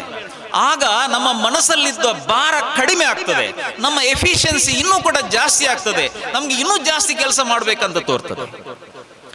ಆ ಒಂದು ಮನಸ್ಥಿತಿ ಪರಿವರ್ತನೆ ಆಗಬೇಕು. ನಮ್ಮ ಹತ್ರ ಕೆಲವರು ಬರ್ತಾರೆ ಆಸ್ ಎ ಸೈಕಾಲಜಿಸ್ಟ್, ನಾನು ಯಾರ ಹತ್ರ ಹೇಳುವುದಿಲ್ಲ, ಅವರು ಕೂಡ ನನ್ನ ಹತ್ರ ಬರ್ತಾರಂತ ಹೇಳುವುದಿಲ್ಲ. ಹೇಳಿದ್ರೆ ಅವರಿಗೆ ನಾಚಿಕೆ ಅಂತ ಎಣಿಸ್ತದೆ, ಇವನ ಹತ್ರ ಯಾಕೆ ಹೋಗ್ಬೇಕು, ಈ ಲೋಕದಲ್ಲಿ ಸರಿ ಇದ್ದವರು ಯಾರು ಸ್ವಾಮಿ? ಎಲ್ಲರೂ ಒಂದಲ್ಲ ಒಂದು ಹುಚ್ಚರೆ, ನೀವು ನಾನು ಕೂಡ as A psychologist fact. But ಆ ಹುಚ್ಚುತನದಲ್ಲಿ ಒಂದು ಥ್ರೆಶೋಲ್ಡ್ ಲೆವೆಲ್ ಅಂತ ಇದೆ, ಅದರ ಕೆಳಗಿದ್ರೆ ತೊಂದರೆ ಇಲ್ಲ, ನಾವೆಲ್ಲ ಅದರ ಕೆಳಗಿರುವವರು ಎಲ್ಲರೂ ಹುಚ್ಚರೆ. ಬಟ್ ಅದರ ಮೇಲೆ ಇದ್ರೆ ಅವರಿಗೆ ಟ್ರೀಟ್ಮೆಂಟ್ ಅವಶ್ಯಕತೆ ಇದೆ. ಅದು ಕೌನ್ಸಿಲಿಂಗ್ ಬೇಕಾಗ್ಬೋದು ಫಸ್ಟ್ ಲೆವೆಲ್ ಅಲ್ಲಿ, ಮತ್ತೆ ಸೈಕಾಲಜಿಸ್ಟ್ ಹತ್ರ ಹೋಗ್ಬೋದು, ಕೆಲವು ಥೆರಪೀಸ್ಗೆ, ಇನ್ನೂ ಕೂಡ ಜಾಸ್ತಿ ಇದ್ರೆ ಒಂದು ಸೈಕ್ಯಾಟ್ರಿಸ್ಟ್ ಹತ್ರ ಹೋಗ್ಬೇಕಾಗ್ತದೆ. ದೇಹಕ್ಕೆ ಇದ್ದ ರೋಗ, ನಾವು ಒಂದು ಸ್ವಲ್ಪ ಜ್ವರ ಬಂದ ಕೂಡಲೇ ನಮಗೆ ಪೇಷನ್ಸ್ ಇಲ್ಲ, ನಾವು ಡಾಕ್ಟರ್ ಹತ್ರ ಹೋಗ್ತೇವೆ, 2 ದಿವಸದಲ್ಲಿ ಕಡಿಮೆ ಆಗ್ತದೆ ಅದು, ಆದ್ರೂ ನಮ್ಗೆ ಇಮಿಡಿಯೇಟ್ ಕಡಿಮೆ ಆಗ್ಬೇಕು, ನಾವು ಡಾಕ್ಟರ್ ಹತ್ರ ಹೋಗ್ತೇವೆ. ಮನಸ್ಸಿಗೆ ರೋಗ ಬಂದ್ರೆ ನಾವು ಎಲ್ಲಿ ಹೋಗುದಿಲ್ಲ. ಈ ಮನಸ್ಸಿನ ರೋಗ ದೇಹದ ರೋಗಕ್ಕಿಂತಲೂ ಡೇಂಜರ್. ಈಗ ನಿಮ್ಮ ಹತ್ರ ಕೇಳ್ಬೋದು, ನಿಮ್ಮ ಮಕ್ಕಳು ಇರ್ಬೋದು, ಅಥವಾ ನೀವೊಂದು ಹಿರಿಯರಾಗಿದ್ದೀರಿ, ನಿಮ್ಮ ಹತ್ರ ಮಕ್ಕಳು ಕೇಳ್ಬೋದು, ಯಾವ ಕೋರ್ಸ್ ನಾನು ಮಾಡಿದ್ರೆ ಕೆಲಸ ಸಿಗ್ತದೆ ಅಂತ. ನೀವು ನಿಮ್ಮ ಅನುಭವದಿಂದ ಹೇಳ್ಬೋದು. ಆದ್ರೆ ನನ್ನ ಹತ್ರ ಕೇಳಿದ್ರೆ ನಾನು ಹೇಳೋದು ಒಂದೇ ಉತ್ತರ, ಯಾವ ಕೋರ್ಸಿಗೂ ಸ್ಕೋಪ್ ಇಲ್ಲ, ಯಾವುದಕ್ಕೂ ಇಲ್ಲ. ಬಟ್ ಸ್ಕೋಪ್ ಯಾರು ಕ್ರಿಯೇಟ್ ಮಾಡಬೇಕು? ನಾವು ವಿದ್ಯಾರ್ಥಿಗಳು. ಯಾವುದೇ ಕೋರ್ಸ್, ನಿಮ್ಮ ಇಷ್ಟದ ಕೋರ್ಸ್ ಅನ್ನು ನೀವು ಆಯ್ಕೆ ಮಾಡಬೇಕು ಅಂತ ಹೇಳಬೇಕು. ಅದರಲ್ಲಿ ಡಾಕ್ಟರೇ ಆಗ್ಬೇಕಂತ ಇಲ್ಲ, ಇಂಜಿನಿಯರೇ ಆಗ್ಬೇಕಂತ ಇಲ್ಲ, ಲಾಯರೇ ಆಗ್ಬೇಕಂತ ಇಲ್ಲ, ಚಾರ್ಟರ್ಡ್ ಅಕೌಂಟೆಂಟೇ ಆಗ್ಬೇಕಾಗಿ ಕೂಡ ಇಲ್ಲ. ಅಂದ್ರೆ ಸಕ್ಸಸ್ಫುಲ್ ಆಗ್ಲಿಕ್ಕೆ ಅವರಿಗೆ ಇಷ್ಟ ಇದ್ದ ಕೆಲಸ ಮಾಡಿ ಸಕ್ಸಸ್ಫುಲ್ ಆದವರು ಎಷ್ಟೋ ಜನ ಇದ್ದಾರೆ. ಈಗ ನೀವೊಂದು ಡಾಕ್ಟರ್ ಹತ್ರ ಹೋಗಿ 2 ಡಾಕ್ಟರ್ನ ನೀವು ಕಂಪೇರ್ ಮಾಡಿ, ಒಂದೇ ಕ್ಲಾಸಲ್ಲಿ ಕಲ್ತವರು, ಸೇಮ್ ಡಿಗ್ರಿ ಇದೆ. ಒಂದು ಡಾಕ್ಟರ್ ಹತ್ರ ನೀವು 2-3 ತಿಂಗಳು ಮೊದಲೇ ಅಪಾಯಿಂಟ್ಮೆಂಟ್ ತಗೊಳ್ಬೇಕಾಗ್ತದೆ. ಇನ್ನೊಂದು ಡಾಕ್ಟರ್ ಅದನ್ನೇ ಕಲ್ತವ, ಜನ ಇಲ್ಲ, ಪೇಷನ್ಸ್ ಇಲ್ಲ. ಯಾಕೆ? Whether it is the problem of the degree? No. ಅವರು ಇದನ್ನು ಸನ್ನಿವೇಶವನ್ನು ಕರೆಕ್ಟ್ ಆಗಿ ಉಪಯೋಗಪಡಿಸಲಿಲ್ಲ, ಅದಕ್ಕಾಗಿ ಡಿಮಾಂಡ್ ಕಡಿಮೆ. ನಮ್ಮ ಅಡ್ವೊಕೇಟ್ ಮುಜಫರ್ನವರಿದ್ದಾರೆ, ಹೈಕೋರ್ಟಲ್ಲಿ ಇದ್ದಾರೆ. ಎಷ್ಟೋ ಜನ ಅಡ್ವೊಕೇಟ್ಗಳಿಗೆ ಒಂದು ಕೇಸು ಇಲ್ಲ. So where is the problem? Problem ಡಿಗ್ರಿಯಿಂದ ಅಲ್ಲ, ಪ್ರಾಬ್ಲಮ್ ನಮ್ಮಿಂದ. ಯಾವುದೇ ಕೋರ್ಸ್ ಅವರು ಹೋಗ್ಲಿ ತೊಂದರೆ ಇಲ್ಲ, ಅವರಿಗೆ ಸಕ್ಸಸ್ಫುಲ್ ಆಗ್ಬೋದು. ಅವರೊಂದು ಪ್ಯಾಷನ್, ಒಂದು ಇಂಟ್ರೆಸ್ಟ್ ಅಲ್ಲಿ ಹೋಗಿದ್ರೆ ಯಾವ ಕೆಲಸದಲ್ಲಿ ಕೂಡ ಅವರು ಮುಂದೆ ಬರಲು ಸಾಧ್ಯ ಇದೆ. ಎಷ್ಟೋ ಜನ ಡಿಗ್ರಿ, PG, PhD ಆದವರು ಕೆಲಸ ಇಲ್ಲದೆ ಇವತ್ತು ಕೂಡ ಇದ್ದಾರೆ. ದಿವಸಕ್ಕೆ ನನಗೊಂದು 10-15 ಅಪ್ಲಿಕೇಶನ್ಸ್ ಬರ್ತಾ ಇದ್ದಾವೆ, very well qualified. So just by degree ಉದ್ಯೋಗ ಸಿಗುವುದಂತ ಯಾವತ್ತೂ ಎಣಿಸಬಾರದು. ಅಫ್ಕೋರ್ಸ್ ಕೆಲವರ ಲಕ್ ಅಂತ ಹೇಳ್ಬೋದು. ಎಲ್ಲದಕ್ಕಿಂತ ಮಿತಿಯಾಗಿ ಅದೊಂದು ಹಾರ್ಡ್ ವರ್ಕ್, ಅದೊಂದು ಪರಿಶ್ರಮ, ಅದೊಂದು ಕಾನ್ಫಿಡೆನ್ಸ್. ನಾವು ಕಾನ್ಫಿಡೆನ್ಸ್ ಆಗಿ ಮಾತಾಡ್ತಾ ಇಲ್ಲ ಇವತ್ತು. ಎಷ್ಟೋ ಜನ ವಿದ್ಯಾರ್ಥಿಗಳು ಡಿಗ್ರಿ ಇದೆ ಬಟ್ ಸ್ಕಿಲ್ ಇಲ್ಲ, ಸಾಫ್ಟ್ ಸ್ಕಿಲ್ ಇಲ್ಲ. ಹೇಗೆ ಕೂದಲು ಮೇಂಟೈನ್ ಮಾಡ್ಬೇಕಂತಿಲ್ಲ, ನಮ್ಗೆ ಇಲ್ಲ, ಅದು ಹೋಗಿದೆ ಬಿಡಿ. ಆದ್ರೂ ಈಗಿನ ಮಕ್ಕಳು ಎಲ್ಲ ಒಂದು ಸ್ಪೈಕ್ ತರ. ಈಗ ಇಂಟರ್ವ್ಯೂಗೆ ಹೋದ್ರೆ ಯಾರು ಕೆಲಸ ಕೊಡ್ತಾರೆ? ಇಂಟರ್ವ್ಯೂ ಅಲ್ಲಿ ನಾವು ಇಂಟ್ರೊಡ್ಯೂಸ್ ಯುವರ್ ಸೆಲ್ಫ್, ನಿನ್ನ ಬಗ್ಗೆ ಒಂದು ಪರಿಚಯ ಮಾಡು ಅಂತ ಹೇಳಿದ್ರೆ ಅವರಿಗೆ ಮಾತಿಲ್ಲ, ಮಾತು ಬರ್ತಾ ಇಲ್ಲ. ಅಂತವರಿಗೆ ಹೇಗೆ ಕೆಲಸ ಸಿಗಲು ಸಾಧ್ಯ ಉಂಟು? ಸೊ ಡಿಗ್ರಿ ಮಾತ್ರ ಅಲ್ಲ, it is a skill. Communication skill ಇರ್ಬೋದು, ಸಾಫ್ಟ್ ಸ್ಕಿಲ್ಸ್ ಇರ್ಬೋದು. ಇಂಥ ಸ್ಕಿಲ್ಸ್ ಅನ್ನು ನಾವು ನಮ್ಮ ಕಾಲೇಜುಗಳಲ್ಲಿ ಅಳವಡಿಸಿದರೆ ಮಾತ್ರ ಅವರಿಗೆ ಒಂದು ಲೈಫಲ್ಲಿ ಸಕ್ಸಸ್ಫುಲ್ ಆಗುವ ಒಂದು ಕನಸು ಕಾಣಲಿಕ್ಕೆ ಸಾಧ್ಯ ಉಂಟು. ಸೊ ನೀವು ನಿಮ್ಮ ಮಕ್ಕಳು ಅಥವಾ ನಿಮ್ಮ ಮೊಮ್ಮಕ್ಕಳನ್ನು ನೀನು ಡಾಕ್ಟ್ರೇ ಆಗಬೇಕು ಅಂತ ಯಾವತ್ತೂ ಹೇಳಬಾರ್ದು, ನೀನು ಇಂಜಿನಿಯರೇ ಆಗಬೇಕು ಅಂತ ಯಾವತ್ತೂ ಹೇಳಬಾರ್ದು. ಅವರಿಗೆ ಇಷ್ಟ ಇದ್ದದನ್ನು ಅವರು ಕಲೀರಿ, ಅವ್ರ ಮೇಲೆ ಬರಲಿಕ್ಕೆ ಖಂಡಿತ ಸಾಧ್ಯ ಉಂಟು. ಇವತ್ತು ನಾನು ಒಂದು ಡಾಕ್ಟರನ್ನು ಮೀಟ್ ಮಾಡಿದ್ದೆ, ಒಂದು ಪ್ರೊಫೆಸರ್ ಅವರು ಹೇಳಿದ್ರು, ಅವರಂದ್ರೆ ಈ ಕನ್ಸಲ್ಟೇಷನ್ ಬೇಕು ಅಂತ ಒಂದು ಸ್ಟೂಡೆಂಟಿಗೆ ನಾನು ನಿಮ್ಮ ಹತ್ರ ಕಳಿಸ್ತೇನೆ ಅಂತ ಹೇಳಿದ್ರು. ಏನು ಸಮಸ್ಯೆ? ಏನಿಲ್ಲ ಮಾರೆ, ಅವರು ನನ್ನ ಹತ್ರ ಬಂದು ನನ್ನನ್ನು ಪರೀಕ್ಷೆಯಲ್ಲಿ ಫೇಲ್ ಮಾಡುವ ಅಂತ ಹೇಳ್ತಾ ಇದ್ದಾರೆ ಅಂತ. ಒಂದು ವಿದ್ಯಾರ್ಥಿ ಒಂದು ಪ್ರೊಫೆಸರ್ ಹತ್ರ ಹೋಗಿ ನನ್ನನ್ನು ಈ ಪ್ರಾಕ್ಟಿಕಲ್ ಎಕ್ಸಾಮ್ ಅಲ್ಲಿ ಫೇಲ್ ಮಾಡಬೇಕು ನೀವು, ಯಾಕೆ ಅಂತ ಕೇಳಿದ್ರು ಡಾಕ್ಟರ್. ನನಗೆ ಇಷ್ಟವೇ ಇಲ್ಲ ಈ ಕೋರ್ಸ್, ನನ್ನ ತಂದೆ ಫೋರ್ಸ್ ಮಾಡಿ ನನ್ನನ್ನು ಇಲ್ಲಿ ಕಳಿಸಿದ್ರು, ಅವರಿಗೆ ಪಾಠ ಕಲಿಸಬೇಕು. ಅವರಿಗೆ ಪಾಠ ಕಲಿಸುವುದು ಹೇಗೆ? ಫೇಲ್ ಆಗಿ. ಇಂಥ ಮಕ್ಕಳು ಇರೋದು ಇವತ್ತು ಮೊದಲು ಟೀಚರ್ಸ್ಗೆ ಏನು ಪಾಠ ಮಾಡ್ತಿದ್ರ ಅಂಥ ಮಕ್ಕಳು ಅಲ್ಲ ಈಗ ಇರುವುದು. ಇವರಿಗೆ ಪಾಠಕ್ಕಿಂತಲೂ ಮಿಗಿಲಾಗಿ ಒಂದು ಮೋರಲ್ ಅಂಡ್ ಎಥಿಕಲ್ ವ್ಯಾಲ್ಯೂಸ್, ಇಂಥದ ಅವಶ್ಯಕತೆ ಇದೆ. ಇವತ್ತು ಡಿಗ್ರಿ ಅಲ್ಲ, we want A good human beings. ಒಳ್ಳೆ ಒಂದು ಮನುಷ್ಯನಾಗ್ಲಿಕ್ಕೆ ಏನಲ್ಲ ಒಂದು ಕ್ಯಾರೆಕ್ಟರ್ಸ್ ಬೇಕು, ಅದು ಇವತ್ತು ತುಂಬಾ ಕಡಿಮೆ ಇದೆ. ಇನ್ನು ಈ ಡ್ರಗ್ಸಿಗೆ ಏನು ಮಾಡ್ಬೋದು? ಈಗ ಮಂಗಳೂರಿನ ಕಮಿಷನರ್ ತುಂಬಾ ಇನಿಷಿಯೇಟಿವ್ ತಗೊಂಡು ಎಲ್ಲ ಕಾಲೇಜ್ ಬಸ್ಸನ್ನು ನಿಲ್ಲಿಸಿ ಕಾಲೇಜುಗಳಿಗೆ ಬಂದು, ಕಾಲೇಜ್ ಬಸ್ಸಲ್ಲಿ ಹೋಗೋರೆಲ್ಲ ಸ್ವಲ್ಪ ಡೀಸೆಂಟ್ನವರು, ಅವರಿಂದ ಏನು ಸಿಗ್ಲಿಕ್ಕೆ ಚಾನ್ಸ್ ಇಲ್ಲ. ಸೊ ಬೇರೆ ಬೇರೆ ಕಡೆ ಎಲ್ಲೆಲ್ಲಿ ಇದ್ದಾರೆ ಅವ್ರನ್ನೆಲ್ಲ ಅಡ್ರೆಸ್ ಎಲ್ಲ ಕಲೆಕ್ಟ್ ಮಾಡಿದ್ದಾರೆ. He is doing very hard. But ಈ ಡ್ರಗ್ಸ್ ಅಂತ ಹೇಳಿದ್ರೆ ಇದು 100 ರೂಪಾಯಿ, 200 ರೂಪಾಯಿ, 1000 ರೂಪಾಯಿ, ಲಕ್ಷಗಟ್ಟಲೆದು ಬಿಸ್ನೆಸ್ ಅಲ್ಲ, ಅದು ಕೋಟಿಗಟ್ಟಲೆ ಬಿಸ್ನೆಸ್. ಅದೊಂದು ದೊಡ್ಡ ಜಾಲ ಅದು. ಇವರು ಈ ಮಕ್ಕಳಿಗೆ ಡ್ರಗ್ಸ್ ಕೊಟ್ಟು ಫಸ್ಟ್ಗೆ ಫ್ರೀಯಾಗಿ ಕೊಡ್ತಾರೆ, ಸೇವಿಸ್ತಾರೆ. ಫಸ್ಟ್ ಸಿಗರೇಟ್ ಕೊಡ್ತಾರೆ, ಮತ್ತೆ ಅದರೊಳಗೆ ಸ್ವಲ್ಪ ಡ್ರಗ್ಸ್ ಮಿಕ್ಸ್ ಮಾಡಿ ಕೊಡ್ತಾರೆ, ಮತ್ತೆ ಅದು ಇವರಿಗೆ ಹವ್ಯಾಸ ಆಗ್ತದೆ. ಈ ಹವ್ಯಾಸ ಹೇಗೆ ಬರುವುದು ಅದು ಕೂಡ ಹೇಳ್ತೇನೆ ನಾನು. ಈಗ ಈ ಸಿಗರೇಟ್ ಎಳೆಯುವುದು ಅದು ಹೇಗೆ ಅವರಿಗೆ ಒಂದು ಹ್ಯಾಬಿಟ್ ಆಗಿ ಹೋಯಿತು, ಅದರ ರೀಸನ್ ಬಿಹೈಂಡ್ ಏನಂತ ನಾನು ಇವತ್ತು ನಿಮ್ಗೆ ಹೇಳ್ತೇನೆ. ಅದಕ್ಕೆ ಸ್ವಲ್ಪ ನಮ್ಮ ಮನಸ್ಸಿನ ಬಗ್ಗೆ ನಾವು ತಿಳ್ಕೊಳ್ಬೇಕು. ನಮ್ಮ ಮನಸ್ಸು ಎಲ್ಲಿದೆ ಅಂತ ಯಾರಾದ್ರೂ ಹೇಳ್ಬೋದಾ? ನಾನಂತೂ ನೋಡಿಲ್ಲ. ನಮ್ಮ ಮೆದುಳಿದೆ, ಬ್ರೈನ್ ಎಲ್ಲರಿಗೂ ಗೊತ್ತಿದೆ. ಪೋಸ್ಟ್ಮಾರ್ಟಮ್ ಮಾಡಿ ಡಾಕ್ಟರ್ಸ್ ಅದನ್ನು ಓಪನ್ ಮಾಡ್ತಾರೆ, ಸ್ಕಲ್ ಕಟ್ ಮಾಡಿ ಬ್ರೈನ್ ತೆಗಿತಾರೆ. ಮೈಂಡ್ ಎಲ್ಲಿದೆ? ಮೈಂಡ್ ಎಲ್ಲಿ ಉಂಟಂತ ಯಾರಿಗೂ ಗೊತ್ತಿಲ್ಲ, ಅದು ಇದೆ ಅಂತ ಕೂಡ ಗೊತ್ತಿಲ್ಲ. ಬಟ್ ಏನೋ ಒಂದು ಸ್ವಲ್ಪ ಎನರ್ಜಿ ಇದ್ದಾಗಿದೆ. ಈಗ ಈ ಫ್ಯಾನ್ ತಿರುಗ್ತಾ ಇದೆ, ಕರೆಂಟ್ ಬೇಕು. ಕರೆಂಟ್ ಅನ್ನು ನೋಡಿದವರು ಯಾರಿದ್ದಾರೆ? ಮೈದಿನ್ ಸಾಬ್ ಇದ್ದಾರೆ. ಕರೆಂಟ್ ನೋಡಿದ್ದೀರಾ ನೀವು? ಅದು ಇದ್ರೆ ನೋಡಿದ್ರೆ ಅದಕ್ಕೆ ಯಾವ ಕಲರ್ ಇದೆ, ಯಾವ ಶೇಪ್ ಇದೆ ಹೇಳ್ಬೋದಾ? ಇಲ್ಲ. ಆದ್ರೂ ನೋಡಿ ಅದರ ಇಫೆಕ್ಟ್ ನಾವೆಲ್ಲ ಅನುಭವಿಸ್ತಿದ್ದೇವೆ. ಹಾಗೆ it is like A source of energy ಅಂತ ಹೇಳ್ಬೋದು. ಅದರಲ್ಲಿ 2 ಥರದ್ದು ಮನಸ್ಸಿದೆ. ಯಾಕೆ ಹೇಳ್ತೇನೆ ಅಂತ ಹೇಳಿದ್ರೆ, ಇದು ಎಜುಕೇಷನ್ಗೆ ಸ್ವಲ್ಪ ಕನೆಕ್ಟ್ ಮಾಡ್ತಾ ಇದ್ದೇನೆ ನಾನು. ಯಾಕೆಂದ್ರೆ ನಮ್ಮನ್ನು ನಾವು ಫಸ್ಟ್ ಅರಿತುಕೊಳ್ಬೇಕು. 2 ಥರದ್ದು ಮನಸ್ಸು, ಕಾನ್ಷಿಯಸ್ ಮೈಂಡ್ ಮತ್ತೆ ಸಬ್ ಕಾನ್ಷಿಯಸ್ ಮೈಂಡ್. ಕಾನ್ಷಿಯಸ್ ಮೈಂಡ್ ಅಂತ ಹೇಳಿದ್ರೆ ಸಕ್ರಿಯ ಮನಸ್ಸು. ಸಬ್ ಕಾನ್ಷಿಯಸ್ ಮೈಂಡ್ ಅಂತ ಹೇಳಿದರೆ ಅದು ಅದರ ನೆಕ್ಸ್ಟ್ ಉಪಬೋಧ ಮನಸ್ಸು ಅಂತ ಹೇಳ್ತೇವೆ ನಾವು. ಒಂದು ಪ್ರಜ್ಞಾ ಮನಸ್ಸು ಅಂತ ಕೂಡ ಹೇಳ್ಬೋದು ಕಾನ್ಷಿಯಸ್ ಮೈಂಡ್ ಅನ್ನು. ಇನ್ನೊಂದು ಸುಪ್ತ ಪ್ರಜ್ಞಾ ಮನಸ್ಸು ಅಂತ ಕೂಡ ಹೇಳ್ಬೋದು. ಈ ಕಾನ್ಷಿಯಸ್ ಮೈಂಡಿಗೆ 10% ಪವರ್ ಮಾತ್ರ ಇರುವುದು.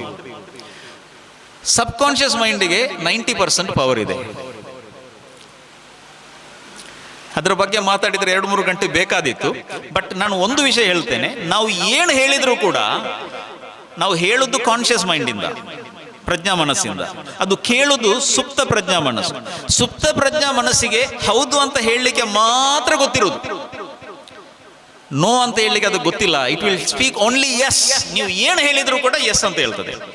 ಈಗ ನೀವು ಬೆಳಿಗ್ಗೆಯಿಂದ ಸಾಯಂಕಾಲವರೆಗೆ ನೀವು ನಿಮ್ಮ ಕೆಲಸ ಮಾಡ್ತೀರಿ, ನಿಮಗೆ ಸಾಯಂಕಾಲ ಆಗುವಾಗ ಸ್ವಲ್ಪ ಹೊತ್ತಾಗುವಾಗ ಆಯಾಸ ಆಗೋದಿಲ್ವ? ಎಷ್ಟು ಜನರಿಗೆ ಆಯಾಸ ಆಗ್ತದೆ? ಒಮ್ಮೆ ಕೈ ಎತ್ತಿ ನೋಡು. ಸ್ವಲ್ಪ ಕೆಲಸ ಮಾಡಿ ಆಯಾಸ ಆಗುವವರು ಎಲ್ರಿಗೂ.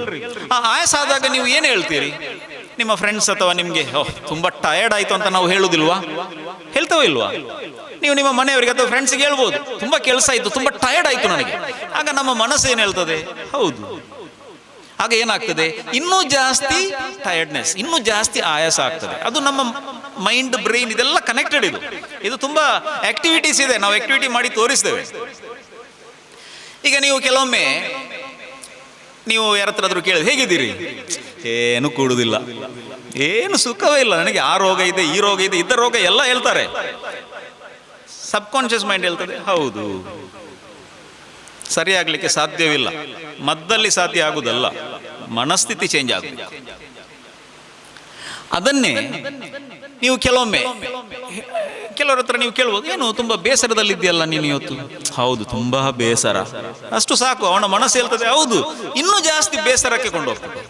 ಇನ್ನು ಕೆಲವರಿದ್ದಾರೆ, ಸ್ವಲ್ಪ ಬೇಸರ ಆದಾಗ ಹಳೆಯ ಕಾಲದ ಓಲ್ಡ್ ಸಾಂಗ್ಸ್ ಕೇಳುದು, ಅಲ್ಲಿ ನಿದ್ದೆ ಮಾಡಿ. ಮೊದಲೇ ಬೇಸರದಲ್ಲಿದ್ದೀರಿ, ಮತ್ತೆ ಯಾಕೆ ಆ ಹಳೆಯ ಕಾಲದ್ದು ಬೇಸರ ತರುವ ಪದ್ಯ ಕೇಳುದು ಅಲ್ವಾ? ಸೊ ಅದಕ್ಕೆ ಏನ್ ಮಾಡ್ಬೇಕು? ಇದಕ್ಕೆ ಕೂಡ ಪರಿಹಾರ ಇದೆ. ನಾವು ಯಾವಾಗ ಟಯರ್ಡ್ ಆಗಿರ್ತೇವೋ ಆಗ ನಾನು ಟಯರ್ಡ್ ಅಂತ ಹೇಳ್ಬಾರ್ದು, ನಾನು ಟಯರ್ಡ್ ಆಗ್ಲಿಲ್ಲ ಅಂತ ಕೂಡ ಹೇಳ್ಬಾರ್ದು. ಆ ಟಯರ್ಡ್ ಪದವನ್ನೇ ಬಳಸಬಾರ್ದು, ಅದರ ಆಪೋಸಿಟ್ ಹೇಳ್ಬೇಕು. ಏನ್ ಹೇಳ್ಬೇಕು?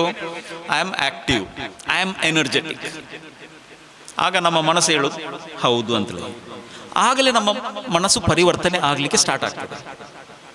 ಬೇಸರದಲ್ಲಿದ್ದಾಗ ನಾವು ಹೇಳುದು ನಾನು ಬೇಸರದಲ್ಲಿದ್ದೇನೆ ಅಂತ ಅಲ್ಲ, ನಾನು ತುಂಬಾ ಖುಷಿಯಾಗಿದ್ದೇನೆ, ಆರೋಗ್ಯವಾಗಿದ್ದೇನೆ.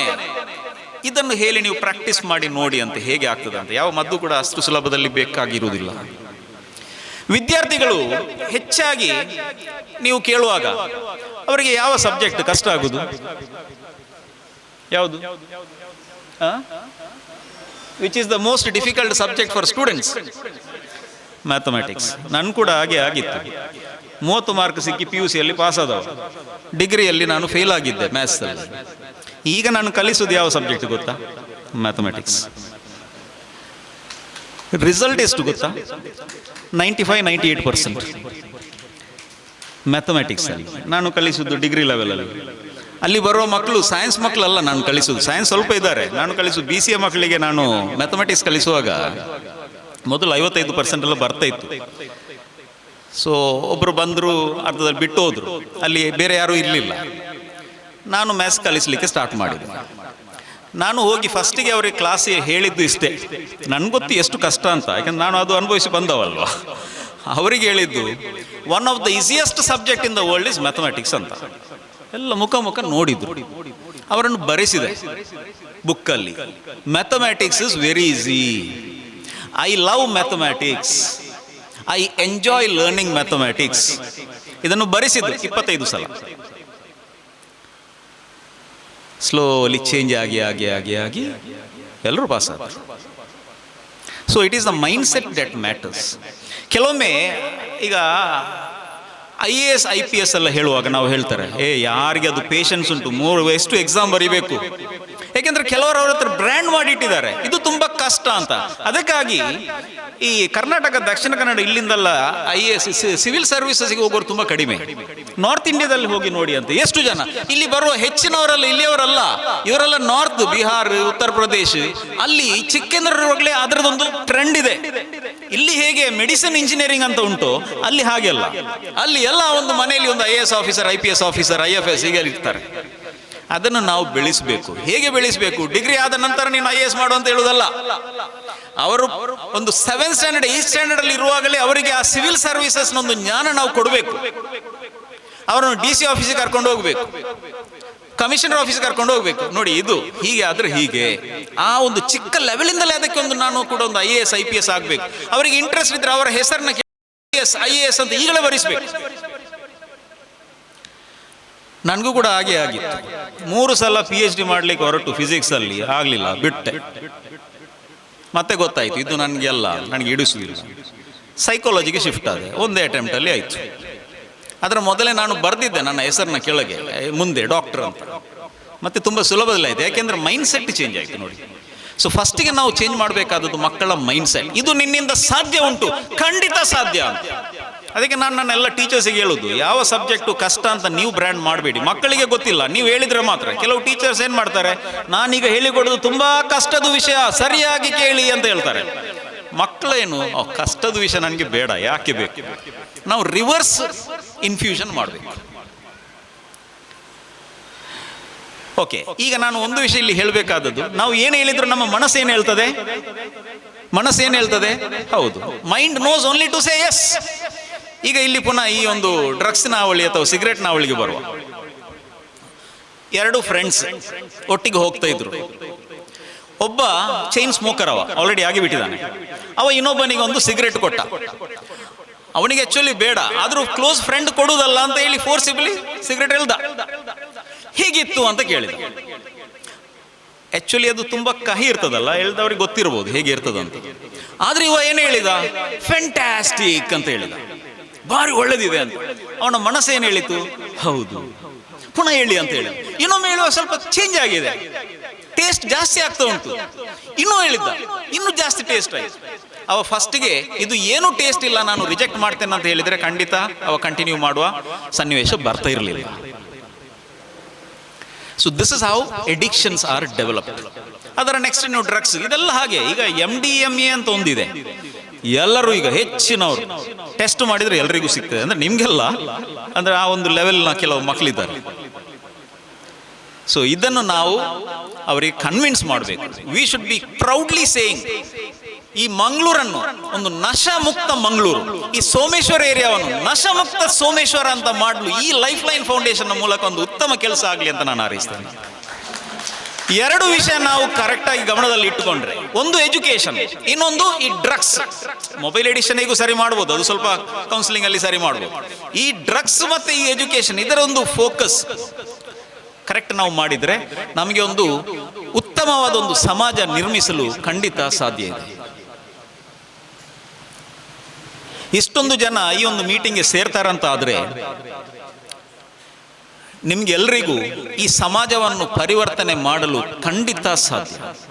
ಕೆಲವೊಮ್ಮೆ ಕಷ್ಟ ಇರಬಹುದು, it is not A easy task. ಮಕ್ಕಳು ಹೇಳ್ಬೋದು ಕಲೀಲಿಕ್ಕೆ ತುಂಬಾ ಕಷ್ಟ ಉಂಟು ಅಂತ. ಯಾವುದು ಕಷ್ಟ ಇಲ್ಲ. ಮಜಿದ್ ಭಾಯ್, ನೀವು ಬಿಸ್ನೆಸ್ ಮಾಡ್ತೀರಿ, ಕಷ್ಟ ಇಲ್ವಾ? ಅನುಭವಿಸ್ಲಿಲ್ಲ. ಹೈಕೋರ್ಟ್ ಅಲ್ಲಿ ವಾದಿಸುವಾಗ ಎಷ್ಟು ಕಷ್ಟ ಪಡಬೇಕು ಒಂದು ಕೇಸ್ ಸ್ಟಡಿ ಮಾಡಬೇಕಿದ್ರೆ. ಯಾವ ಪ್ರೊಫೆಷನ್ ಅಲ್ಲಿ ಕಷ್ಟ ಇಲ್ಲ ನೋಡಿ. ಕುರಾನ್ ಅಲ್ಲಿ ಹೇಳಿದಲ್ವಾ, ಫೈನ್ ನವಾಗಲ್ ಉಸ್ರಿ ಯುಸ್ರ, after every difficulty there will be a relief. So ಕಷ್ಟ ಬಂದ್ರೆ ಮಾತ್ರ, ಕೈ ಕೆಸರಾದ್ರೆ ಬಾಯಿ ಮೊಸರು ಅಂತ ಕೂಡ ನಾವು ಶಾಲೆಯಲ್ಲಿ ಕಲ್ತಿದ್ದೇವಲ್ಲ. ಸೊ ಯಾವುದೇ ಕಷ್ಟ ಇಲ್ಲದೆ ಸುಖ ಅನುಭವಿಸಲು ಸಾಧ್ಯವೇ ಇಲ್ಲ. ಸೊ ಇದೊಂದು ತುಂಬಾ ಚಾಲೆಂಜಿಂಗ್ ಟಾಸ್ಕ್ ಆಗಿದೆ. ಆದ್ರೂ ಅಸಾಧ್ಯವಾದದ್ದಂತೂ ಖಂಡಿತ ಅಲ್ಲ. ಎಲ್ಲರೂ ಒಟ್ಟಿಗೆ ಸೇರಿದ್ರೆ, ಎಲ್ಲರ ಮನೆಯಲ್ಲಿ ಇದನ್ನು ಕರೆಕ್ಟ್ ಆಗಿ ನೀವು ಎಜುಕೇಶನ್ ಮತ್ತು ಡ್ರಗ್ಸ್ ಅನ್ನು ಮಾನಿಟರ್ ಮಾಡಿದರೆ ಖಂಡಿತ ನಮ್ಮ ದೇಶವನ್ನು ಒಂದು ಡೆವಲಪ್ಡ್ ನೇಷನ್ ಆಗಿ ಪರಿವರ್ತನೆ ಮಾಡಲು ಖಂಡಿತ ಸಾಧ್ಯ. ಅದು ಒಂದು ಮಹಲದಿಂದ ಮಾತ್ರ ಆಗುದಿಲ್ಲ, ಇದು ಇಡೀ ದೇಶಕ್ಕೆ ಈ ಒಂದು ಲೈಫ್ ಲೈನ್ ಫೌಂಡೇಶನ್ ಒಂದು ರೋಲ್ ಮಾಡೆಲ್ ಆಗಿ ಪರಿವರ್ತನೆ ಆಗಬೇಕು. ಇದನ್ನು ನೋಡಿ ಉಳಿದ ಜಿಲ್ಲೆಗಳಲ್ಲಿ, ಉಳಿದ ನೆರೆ ರಾಜ್ಯದಲ್ಲಿ ಎಲ್ಲರೂ ಕೂಡ ನಮ್ಗೆ ಕೂಡ ಯಾಕೆ ಇಂಥ ಒಂದು ಲೈಫ್ ಲೈನ್ ಫೌಂಡೇಶನ್ ಅಂತ ಸ್ಥಾಪನೆ ಮಾಡಿ ಪ್ರತಿ ಮನೆಯಲ್ಲಿರುವ ವಿದ್ಯಾರ್ಥಿಗಳನ್ನು ಕೂಡ ಒಂದು ಮಾನಿಟರ್ ಮಾಡೋ ಒಂದು ಕೆಲಸ ಮಾಡಬಾರ್ದು ಅಂತ ಅವರು ಕೂಡ ಯೋಚನೆ ಮಾಡಬೇಕು.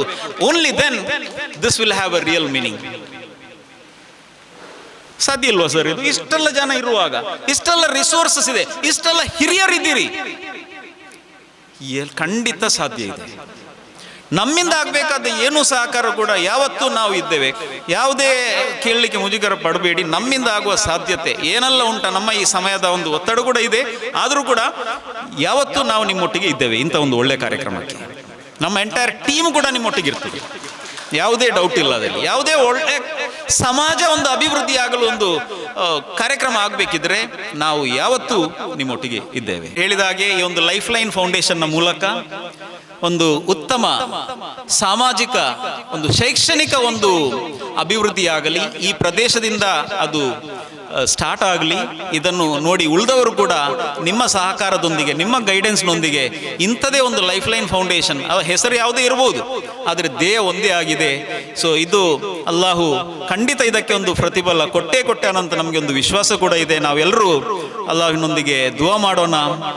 ಅದೇ ಥರ ನನಗೆ ಈ ಒಂದು ಅವಕಾಶ ಕೊಟ್ಟ ಲೈಫ್ ಲೈನ್ ಫೌಂಡೇಶನ್ನ ಅಧ್ಯಕ್ಷರು, ಸರ್ವ ಪದಾಧಿಕಾರಿಗಳು ಕೂಡ ನಾನು ಕೃತಜ್ಞತೆಯನ್ನು ಸಲ್ಲಿಸುತ್ತಾ ನನ್ನ ಈ ಎರಡು ಮಾತನ್ನು ವಿರಾಮಿಸ್ತೇನೆ. ಅಸ್ಸಲಾಮು ಅಲೈಕುಂ ವರಹಮತುಲ್ಲಾಹಿ ವಬರಕಾತುಹು. ಇರುವ ಕೌಶಲ್ಯಗಳ ಮಾನವೀಯ ಮೌಲ್ಯಗಳ ಕುರಿತಾಗಿ ಸಂಕ್ಷಿಪ್ತವಾಗಿ ವಿವರಿಸಿದಂತಹ ಡಾಕ್ಟರ್ ಸರ್ಫರಾಜ್ ಜೆ ಹಾಶಿಮ್ ಅವರಿಗೆ ಧನ್ಯವಾದಗಳನ್ನು ಸಮರ್ಪಿಸ್ತಾ ಇದ್ದೇವೆ.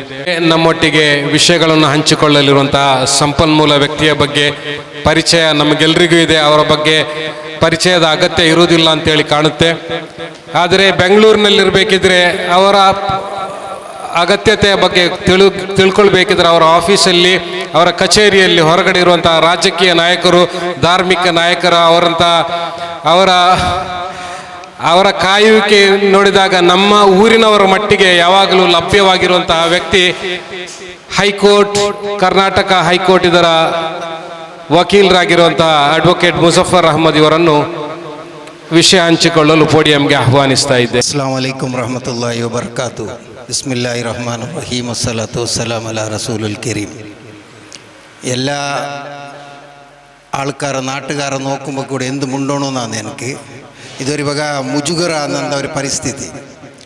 ವೇದಿಕೆಯಲ್ಲಿರುವ ಅಧ್ಯಕ್ಷರಾയ ಅಬ್ಬಾಸ್ ಪೋಕರ್ ಅವರೇ, ಅದೇ ರೀತಿ ಗೌರವ ಅಧ್ಯಕ್ಷರಾಯ ಸಿ ಅಬ್ದುಲ್ ಮಜೀದ್ ರವರೇ, ಅದೇ ರೀತಿ ಇವತ್ತೀಗ ತಾನೇ ഇവിടെ സംസാരിച്ചതായ പ്രൊഫസർ സർഫറാസ് കെ ഹാഷിം ರವರೇ, ಅದೇ ರೀತಿ ಈ ಸಂಘಟನೆಯ ಪ್ರಧಾನ ಕಾರ್ಯದರ್ಶಿ ಅಬ್ದುಲ್ ಹಮೀದ್ ರವರೇ, ಈ ಸಭೆಯಲ್ಲಿರುವ ನನ್ನ ಉಪ್ಪൻ്റെ ಆತ್ಮೀಯ ചങ്ങായിമാർ, നാലഞ്ചാളോടുണ്ട്, പൊടിമോണിച്ച അബ്ബാസ്, റബിച്ച, പെരുപേൾ അബ്ബാസ് എല്ലാം, അതുപോലെ എൻ്റെ ചങ്ങായിമാരും എൻ്റെ നാട്ടുകാർ ഇവിടെ ഇങ്ങനെ വിളിച്ചിട്ട് ഒരു സ്പീച്ച് ആക്കണമെന്ന് അബ്ദുൽ ഹമീദ് ഭായി ചെല്ലി, പിന്നെ അബ്ദുൽ മജീദ് ഭായി ചെല്ലുമ്പോൾ ഭയങ്കര ടെൻഷനായിപ്പോയി.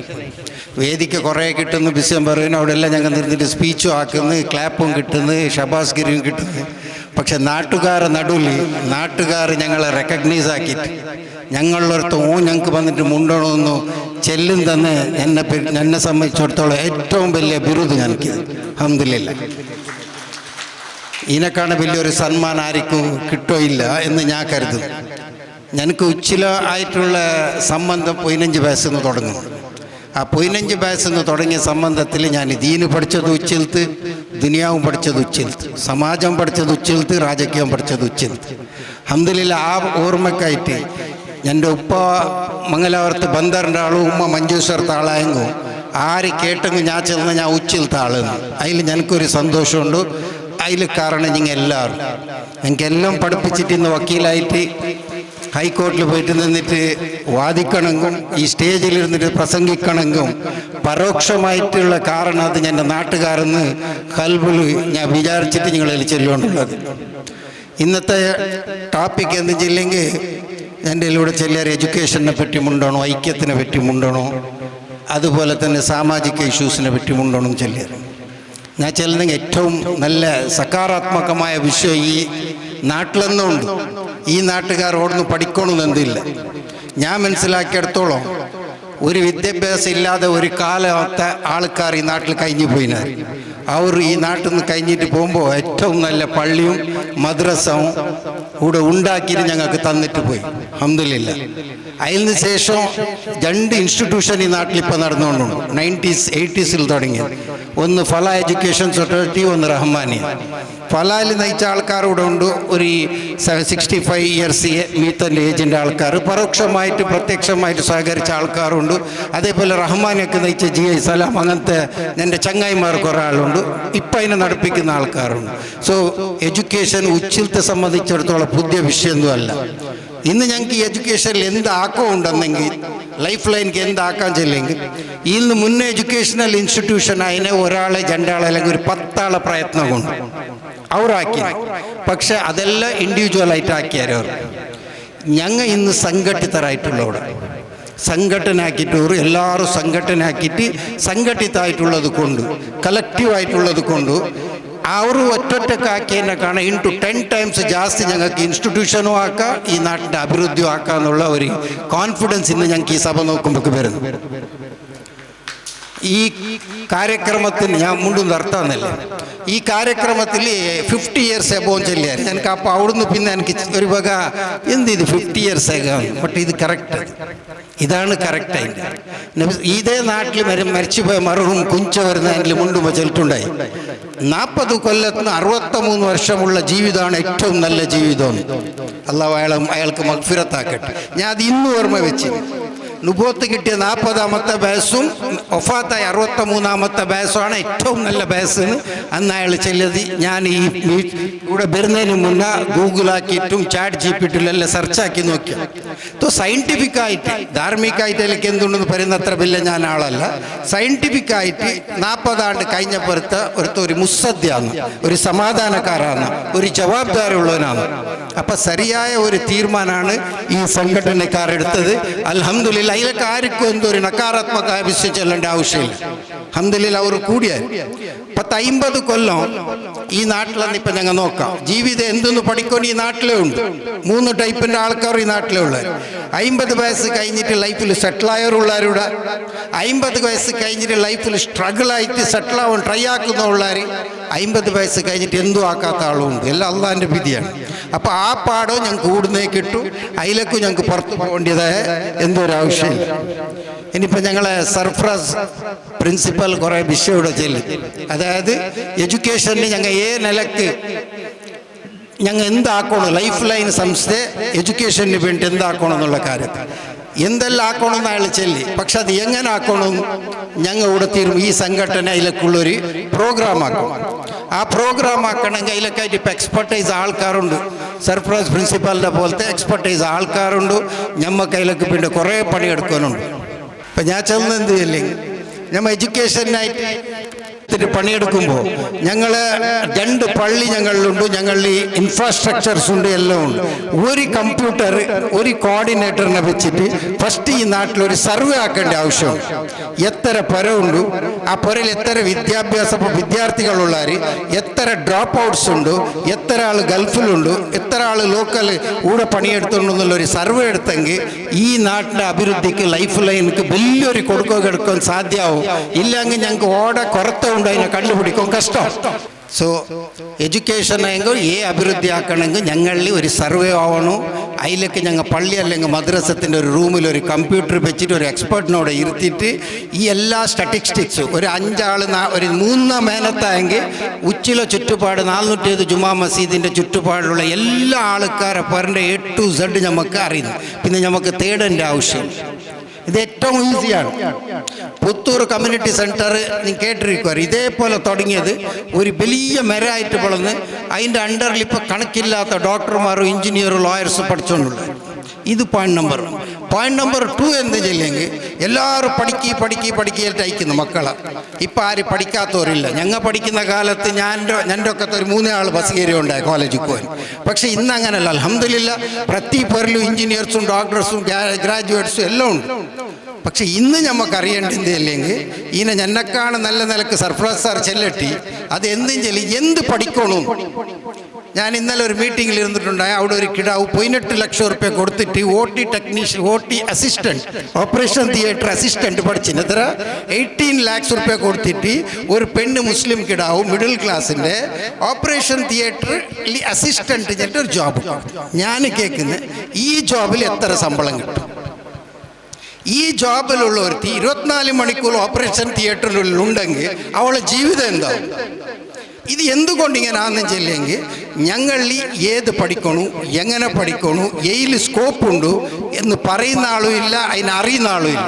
സോ അതിലേക്ക് ഞങ്ങൾ ഒരു കുറച്ച് ഒത്തട ആ വിഷയത്തിൽ ഞങ്ങൾ ഒരു റിസർച്ച് ആക്കിയിട്ട് നമ്മളൊക്കെ വേറെ വേറെ ഫീൽഡിലേക്ക് പോട്ടു.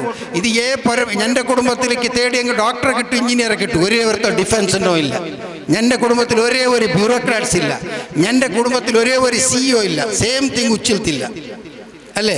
അങ്ങനത്തെ എത്രയോ വാസ്റ്റ് സബ്ജക്ട്സ് ഉണ്ട്. ഈ സബ്ജക്റ്റിനെ പറ്റിയിട്ട് മാർഗദർശനാക്കാനുള്ള ഒരു ടീമിനെ ലൈഫ് ലൈനിലൂടെ ഉണ്ടാക്കണം.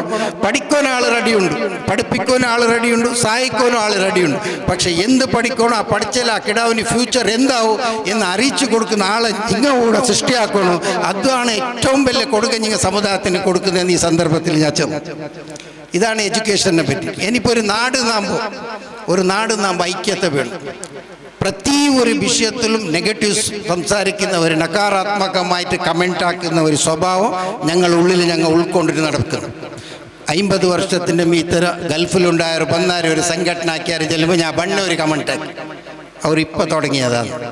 അവരിപ്പം തുടങ്ങിയല്ല. അവർ മുന്നേ എന്തെല്ലാം ആക്കിനാലും നിങ്ങൾക്കറിയോ?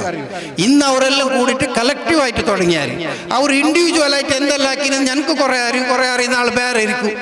അപ്പം അതിനെ ക്വസ്റ്റ്യൻ ആക്കാതെ ഞങ്ങൾ അവരുടെ കൂടെ നിൽക്കാം. ഞമ്മക്ക് എതൂർ നിൽക്കാനായില്ലെങ്കിൽ ബദിയിൽ നിന്നിട്ട് ഈ നാട്ടിൻ്റെ ഡെവലപ്മെൻറ്റ് വേണ്ടി ആക്കുന്ന അവരെ പരക്ക് വേണ്ടി അവരാക്കുന്നതല്ല. അവരൊക്കെ ഞങ്ങൾ കൈകോട്ട് സംഘടിതരായിട്ട് നിൽക്കാം. അവരുടെ ഉദ്ദേശം പൂർത്തിയാകുമ്പോൾ ഞങ്ങളൊന്നും എന്നെങ്കിൽ ഇരിക്കട്ടെ. സാസിവെക്കാളും ഷേവിങ് ആക്കുന്ന സതുദ്ദേശം മാത്രമേ വെക്കാം. പ്രതി ഒരു വിഷയത്തിലും പ്രതി ഒരു നാട്ടിനെ ഫിത്തിന കൊണ്ടും ഇങ്ങനത്തെ അഭിപ്രായ വ്യത്യാസം കൊണ്ട് ബേറാക്കുന്നവർ ഉച്ചില ഞാൻ അറിഞ്ഞിടത്തോളം ഞാൻ ബാംഗ്ലൂരിലുള്ളത് കൊണ്ട് പല ജമാഅത്തും പല കമ്മിറ്റി നോക്കിയാണ്. അള്ളാഹു അങ്ങനത്തെ ഓർഡർ ഞങ്ങളില്ല. ഞങ്ങൾ ഏറ്റവും നല്ല ജാഗയിലുള്ള ഞങ്ങൾ ഉച്ചില ജമാഅത്ത് അൽഹംദുലില്ലാ ഞങ്ങളുള്ളവിടേക്ക് ബാംഗ്ലൂരിൻ്റെ മുസ്ലിംസ് എത്തണമെങ്കിൽ 10-15 വർഷം വേണ്ടി വരും. അതിനെ നിങ്ങൾ മനസ്സിലാക്കി. കൊറത്തയില്ലാത്ത സമുദായം ഏതുമില്ല. പിന്നെ ലാസ്റ്റ് എൻ്റെ ടൈം ആയിക്കൊണ്ട് വന്നു. എൻ്റെ ഒരു റിക്വസ്റ്റ്, ഇത് എല്ലായിടത്തും പോയെങ്കിൽ ഞാൻ ചെന്നു. ರಾಜಕೀಯ ಸ್ಟೇಟ್ಮೆಂಟ್, ರಾಜಕೀಯ ನಾಯಕന്മാർ അഥവാ ರಾಜಕೀಯ ಪಕ್ಷ ഇതല്ല ഞങ്ങൾക്ക് ജീവിക്കാൻ പഠിപ്പിക്കുന്നത്. പ്രതിയൊന്നിന് അവരുടെ ഒപ്പീനിയൻ എന്ന ഞങ്ങളുടെ ഒപ്പീനിയൻ എന്നുള്ള ആ ഒരു ധാരണ ഞങ്ങൾ ഇനങ്കപ്പെടണം. നമ്മളിൽ ലീഡർ ഉണ്ടാവണം. നമ്മളെ നാട്ടിനൊരു അമീർ വേണം. ആ അമീർ ഞങ്ങൾക്ക് ചൊല്ലണം. അല്ലെങ്കിൽ ഞങ്ങൾ അയാളൊക്കെ ഡിസ്കസ് ആക്കി തീരുമാനമാക്കണം.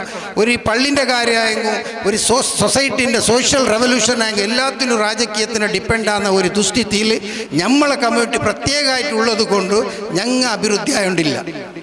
എന്തായാലും പ്രതി ഒന്നിനും ഞങ്ങളെ ഒപ്പീനിയൻ ഇല്ല. ഞങ്ങളുടെ മൈൻഡിക്ക് സോഷ്യൽ മീഡിയ മുഖാന്തരവും അല്ലെങ്കിൽ മീഡിയ മുഖാന്തരം ഞങ്ങളെ തലക്കീനെല്ലാം ഇട്ടിട്ട് ഞങ്ങൾ എന്ത് അവരും മുണ്ടുന്നവർ അതിനെ മുണ്ടുന്നത് ആ ഒരു കൂട്ടം ഞങ്ങൾ ആവുമ്പോഴല്ല. ഉച്ചിലത്തെ ഞങ്ങളെ ലൈഫ് ലൈൻ്റെ അല്ല ഉച്ചില ജമാത്തിൽ ഈ ഒരു വ്യത്യസ്തമായ രീതിയിൽ ജീവിക്കാൻ ഞങ്ങൾ പഠിക്കണം. നല്ല ഒരു സംഘടിതരാണ്. ഞങ്ങൾ ഐക്യത്തിലിരിക്കണം. എത്ര വേണം ഡിഫറൻസസ് ഇരിക്കട്ടെ. ഞാൻ ഒരു ഇലക്ഷൻ ക്യാമ്പയിനിൽ പോയിട്ടുണ്ട്. അപ്പോൾ ആ കാൻഡിഡേറ്റിനെ പറ്റിയിട്ട് ഞാൻ മൈസൂരിൽ ഒരു അഡ്വക്കേറ്റ് ചെല്ലി ഞങ്ങൾ വക്കീലന്മാർ ഇലക്ഷൻ നടക്കുന്നത്. ഉनको कैसा वोट देना यार, उन्हें कभी मुस्कुराता नहीं. അവൻ ചിരിക്കുന്നില്ല. അവൻ്റെ ആദത്ത് പോകുന്നത് ചിരിക്കാതിരിക്കുന്നത്. അതിലൊക്കെ വേണ്ടി നിങ്ങൾ അവന് വോട്ട് ഇടുന്നില്ല. അപ്പം ഞാൻ സ്പീച്ചിൽ കേട്ട ഒരു വ്യക്തി ചിരിച്ചില്ല എന്ന് ചെല്ലിട്ട് നിങ്ങൾ ബാർ കൗൺസിൽ ഇലക്ഷനിൽ വോട്ട് ഇടുന്നില്ല എന്ന് ചെല്ലിയെങ്കിൽ നിങ്ങൾ വക്കീലായിട്ട് എന്ത് ഫായ്ദ? അതവൻ്റെ നേച്ചർ. അത് ഞങ്ങൾക്ക് ആവശ്യമില്ല. സമുദായത്തിന് വേണ്ടി അവർ ഒരു അജ്ജ വെച്ചിട്ടുണ്ടെങ്കിൽ ഞങ്ങൾ 10 അജ്ജ അവരോടൊക്കെ നടക്കുന്ന തീരുമാനമാക്കിയിട്ട് പോയി ഇൻഷാ അല്ലാഹ് ഇത് സക്സസ് ആവും. ചെല്ലെങ്കിൽ ആ ഒരു സ്വാർത്ഥത്തിൻ്റെ ആളെ ഞങ്ങൾക്ക് കാണുന്നില്ല.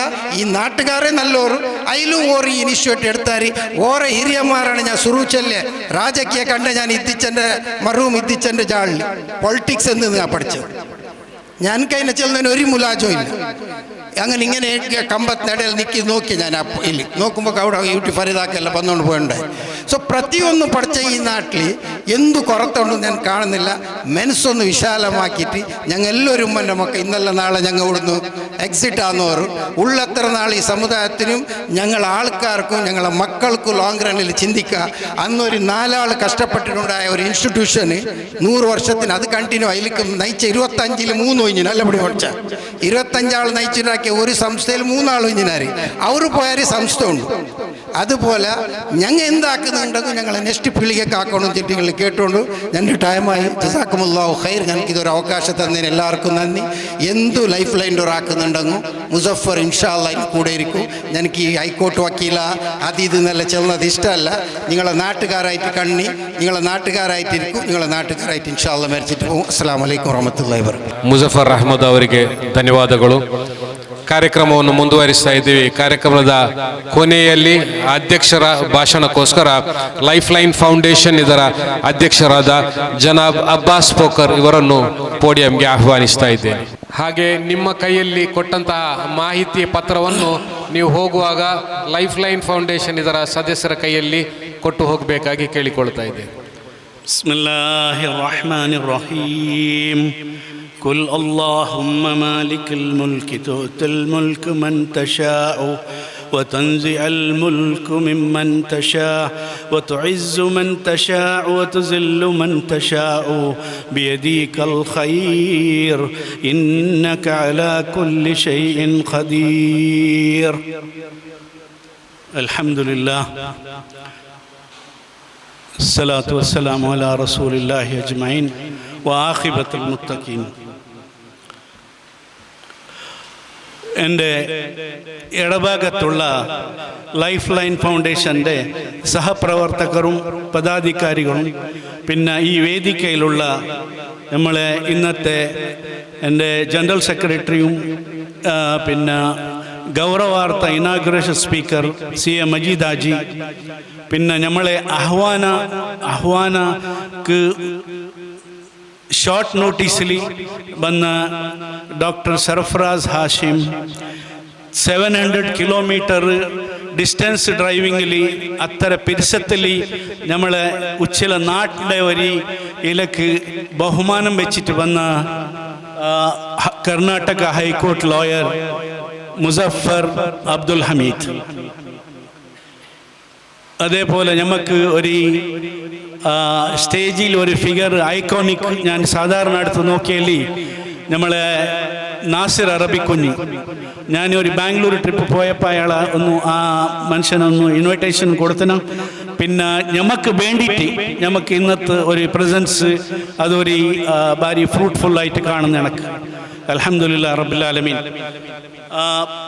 നമ്മളെ പ്രാസ്താവിക സ്വാഗത ഭാഷണാക്കിയ ഉപാധ്യക്ഷരും എൻ്റെ സഹപ്രവർത്തകനുമായ Abdussalam, inauguration speech CA Majeed Haji, guest സ്പീക്കേഴ്സിൽ എല്ലാ വിഷയവും ഒത്തൊരുമിച്ച് നമുക്ക് നമ്മളെ മുന്നിൽ വെച്ച ഡോക്ടർ ഹാഷിം, ഡോക്ടർ സർഫറാസ് ഹാഷിം, പിന്നെ നാട്ടിന് ഒത്തൊരുമക്കും വിദ്യാഭ്യാസവും രാജകീയത്തിന് തള്ളിഹാക്കിയതും ചൊല്ലിയിട്ട് ഒരു സ്പീച്ചിൽ നമുക്ക് ഹൈലൈറ്റാക്കിയ നമ്മളെ കർണാടക ഹൈക്കോർട്ട് ലോയർ മുസഫർ അഹമ്മദ്. ഇപ്പം ഈ നമ്മളെ ലൈഫ് ലൈൻ ഫൗണ്ടേഷൻ്റെ ഒരു 3 പോയിൻറ്റ്സ് മാത്രം ഞാനൊരു 5-6 മിനിറ്റ്സിൽ മുണ്ടിയിട്ട് നമുക്ക് പിന്നെ ഒരു പ്രോഗ്രാം അതിൻ്റെ അപ്പുറം ഇല്ല. പിന്നെ ഉള്ളതൊരു ഡിന്നറും ഒരു ലക്കി ഡ്രോ ഉണ്ട്. ഇത് തുടങ്ങുമ്പോൾ തന്നെ ഞങ്ങൾക്ക് വലിയ ഒരു വിഷയമായിട്ട് വന്നത് നമ്മളെ ധാർമ്മിക പിന്നെ ഭൗതിക ഈ വിദ്യാഭ്യാസത്തിന് വേണ്ടിയിട്ട് ഈ ലൈഫ് ലൈൻ ജീവന്ത പരിയ ഒരു സംഘടന അല്ല, ഒരു യോജന ആക്കിയിട്ട് ഞങ്ങൾ ഒരു 4 ആളിനെ പറ്റിയിട്ട് റഹ്മാനിയ മസ്ജിദിൽ പള്ളിൻ്റെ അവിടെ മുണ്ടിയനെ കൊണ്ടു. അതിനെ ഞങ്ങൾ ഒരു ഒക്കൂട്ടമായിട്ട് എടുത്തിട്ട് ഒരു 18 ഒരു സംഘടനയാക്കിയിട്ട് ലൈഫ് ലൈൻ ഫൗണ്ടേഷൻ എന്നതിലൊക്കെ ഒരു പേരും ഇട്ടിനി. അത് അള്ളാഹു അതിന് ഇനി എത്ര ആണ്ടക്ക് വിജയിപ്പ് കിട്ടുന്നിട്ട് നമ്മൾ ഫസ്റ്റ് ദ്വാരക്കും. കൂടെ നമ്മളെ കിറാത്ത്, ആദ്യത്തെ കിറാത്ത് ഞാൻ കേട്ടേൽ ആ ഒരു സൂറത്ത് ഓതിയ കിടാവും.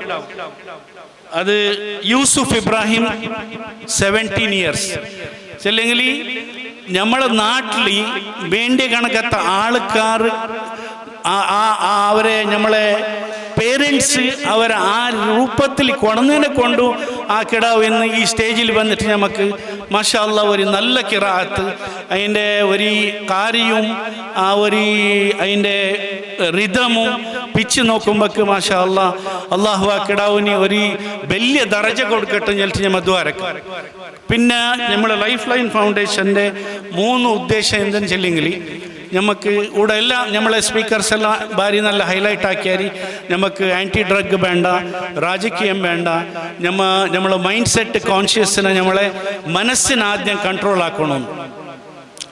ഞാൻ ഒന്നേ ചൊല്ലും, ലൈഫ് ലൈൻ ഫൗണ്ടേഷൻ്റെ അകത്ത് നിങ്ങളങ്ങനത്തെ ഇന്ന് 200 ആളില്ലെങ്കിൽ ഒരു 500 ആളില്ലെങ്കിൽ ഞങ്ങൾക്ക് വിജയിക്കാൻ സാധ്യമില്ല. അത് ഗ്യാരണ്ടിയാണ്. എന്താ വെച്ചില്ലെങ്കിൽ ഇപ്പൊ മുസഫർ അഹമ്മദ് ചൊല്ലി ഒരു സംഘടന തുടങ്ങുമ്പോക്ക് അതിനെ അനാലിസിസ് ആക്കണ്ടേ, അതിലേക്ക് ചെല്ലുന്നത് ഒരു ഇംഗ്ലീഷ് പദം ഉപയോഗിക്കുന്ന ഞമ്മ അത് ഒരു R&D തന്നെ തുടങ്ങി, റീസർച്ച് ആൻഡ് ഡെവലപ്മെന്റ്. വാട കുന്തുകൊറത്ത ഉണ്ടു അതിനെ പോയിട്ട് ഞമ്മ നോക്കണു, അവർക്ക് എന്തിൻ്റെ അതിൻ്റെ ഹെൽപ്പ് വേണു. ആ കിടാവ് ഒരു 10th സ്റ്റാൻഡേർഡിൽ പിന്നെ എന്തുകൊണ്ട് പഠിക്കുന്നില്ല, അല്ലെങ്കിൽ ആ ചെക്ക എന്തുകൊണ്ട് പഠിക്കുന്നില്ല, അവർക്ക് എന്ത് അഗത്യമുള്ളത് ഞെൽറ്റി ഞമ്മ അതിനെ കണ്ടുപിടിച്ചിട്ട് നോക്കാൻ വേണ്ടിയിട്ടാണ് ഞങ്ങൾ ഈ ലൈഫ് ലൈൻ ഫൗണ്ടേഷൻ എന്നുള്ളത്. ഒരു കിടാവ് വന്ന IAS-ലൊക്കെ ഒരു UPSC എക്സാം എഴുതണമെങ്കിൽ ആ കിടാവിന് എന്തെങ്കിലും ഒരു കൗൺസിലിംഗ് വേണം, അല്ലെങ്കിൽ വേറെ എന്തെങ്കിലും തറവേത്തി വേണം, അല്ലെങ്കിൽ വേറെവിടെയും പോയിട്ട് ഒരു ഫൈനാൻഷ്യൽ സപ്പോർട്ട് വേണം. അതിലൊക്കെ ആയിട്ട് ഞങ്ങൾ ഈ 18 ആളെ ഈ ഫൗണ്ടേഷന് നാളെ അവർക്ക് എന്ത് സപ്പോർട്ടാക്കുന്നതും ഈ ബൗണ്ടറി ഞമ്മ ഇപ്പം ചെല്ലിയ ബൗണ്ടറി വന്നു നമ്മളെ KC റോഡിൽ നിന്ന് പെരുവയിൽ, പിന്നെ നമ്മളെ പടിഞ്ഞാറ് അജിനെടുക്കാം. ഈ ഒരു റേഡിയേഷനിലുള്ള എല്ലാ വിദ്യാർത്ഥി ഏത് ബേസിക് അല്ല പ്രൈമറി എഡ്യൂക്കേഷനിലേക്ക് നമുക്ക് എന്തോ ആക്കുവാനാകുന്നില്ല.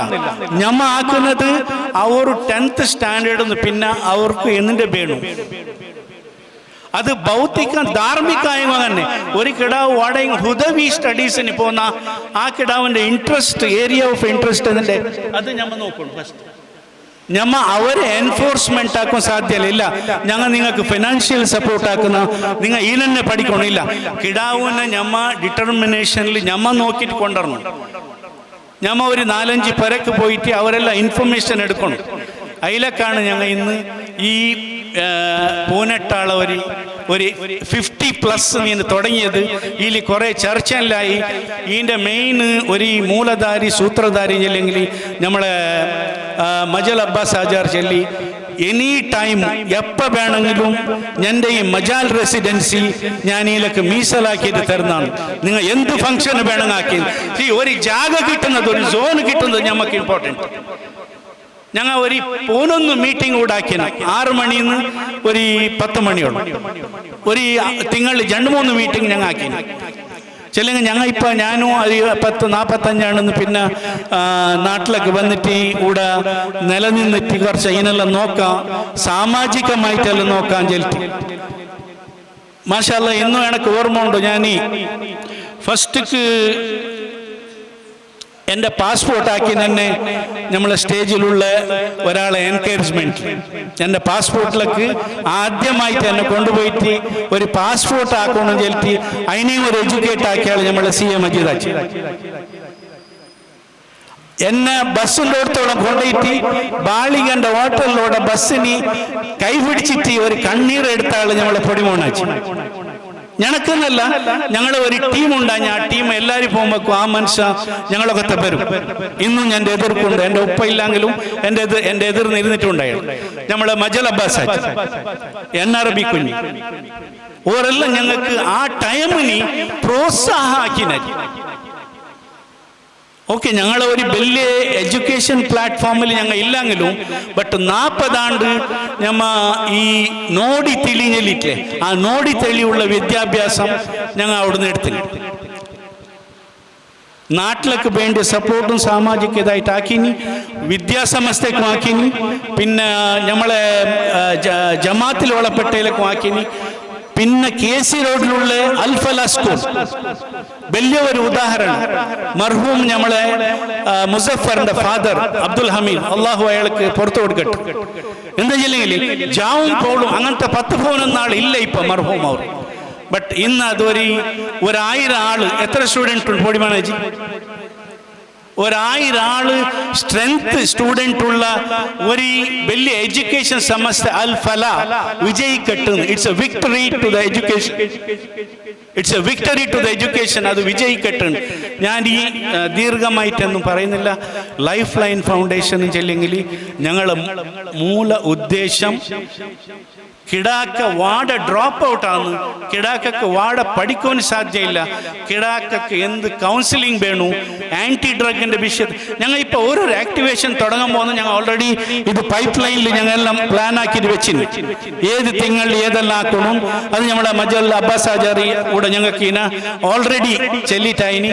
എൻ്റെ ഈ ജാഗ ഇങ്ങനത്തെ നല്ല വിഷയത്തിലേക്ക് ഞാൻ മീസലാത്തി ആക്കിന. അള്ളാഹു അയാൾക്കും ഖൈർ കൊടുക്കട്ടെ.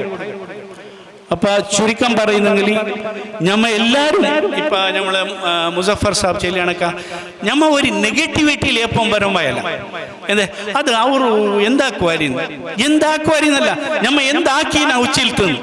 നമ്മളെ മുക്തേശ്വറിലൂർ നമ്മളെ ഹിരിയന്മാർ ജമാഅത്ത് പള്ളിന്റെ ബൗണ്ടറിയിൽ ഇന്ന് കിടന്നിട്ടുള്ളാരി അവർ ആക്കിയതുണ്ടല്ലേ ഞമ്മക്ക് പൗളാക്കാൻ സാധ്യയില്ല. അള്ളാഹു അവർക്ക് പുറത്തു കൊടുക്കട്ടെ. അവർക്ക് വിദ്യാഭ്യാസം ഇല്ല,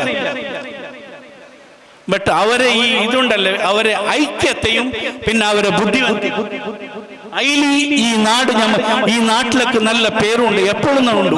സോമേശ്വര ഉച്ചിലാഞ്ചില്ലെങ്കിൽ അത് വലിയ ബഹുമാനമുള്ളത്.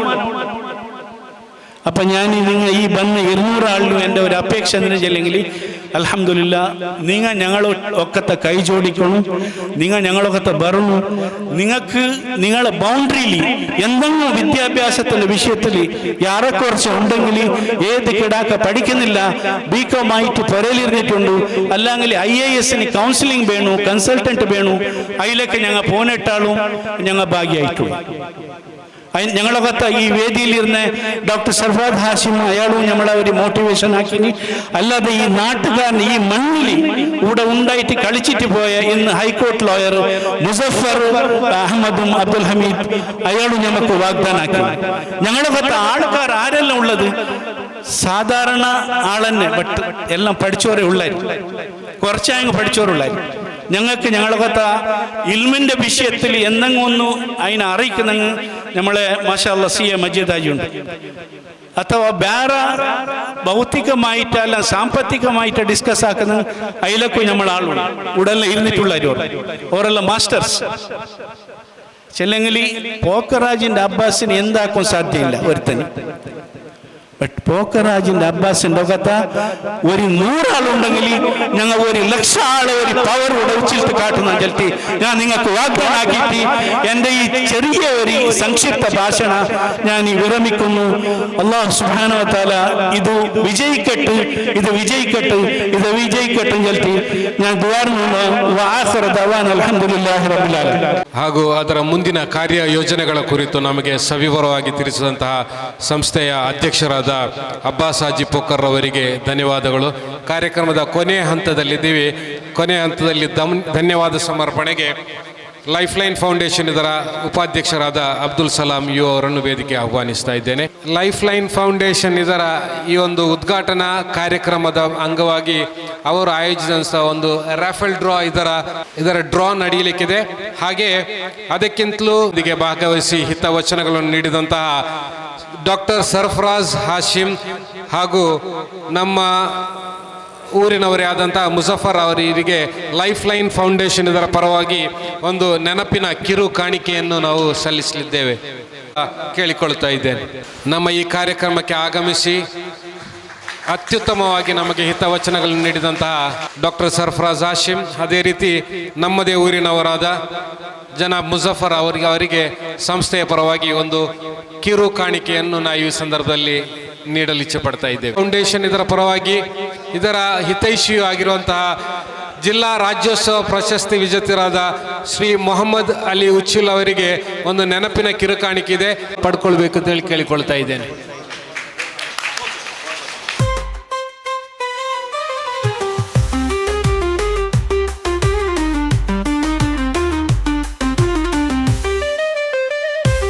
ಧನ್ಯವಾದಗಳು. ಕೊನೆಯಲ್ಲಿ ಈ ಕಾರ್ಯಕ್ರಮದಲ್ಲಿ ಭಾಗವಹಿಸಿದಂತಹ ಎಲ್ಲ ಹಿತೈಷಿಗಳ ಪರವಾಗಿ ಒಂದು ಲಕ್ಕಿ ಡ್ರಾ ಕಾರ್ಯಕ್ರಮ ನಡೆಯಲಿಕ್ಕಿದೆ. ಇದನ್ನು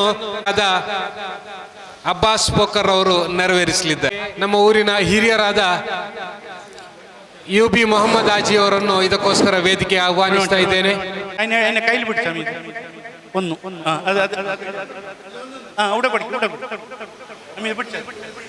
ಸೆಕೆಂಡ್ ಮೋಷನ್ ಅಲ್ಲ, ಇದು ಡ್ರಾ ಬಿಸ್ಮಿಲ್ಲಾ ಮೋಷನ್ ಬಿಸ್ಮಿಲ್ಲಾ.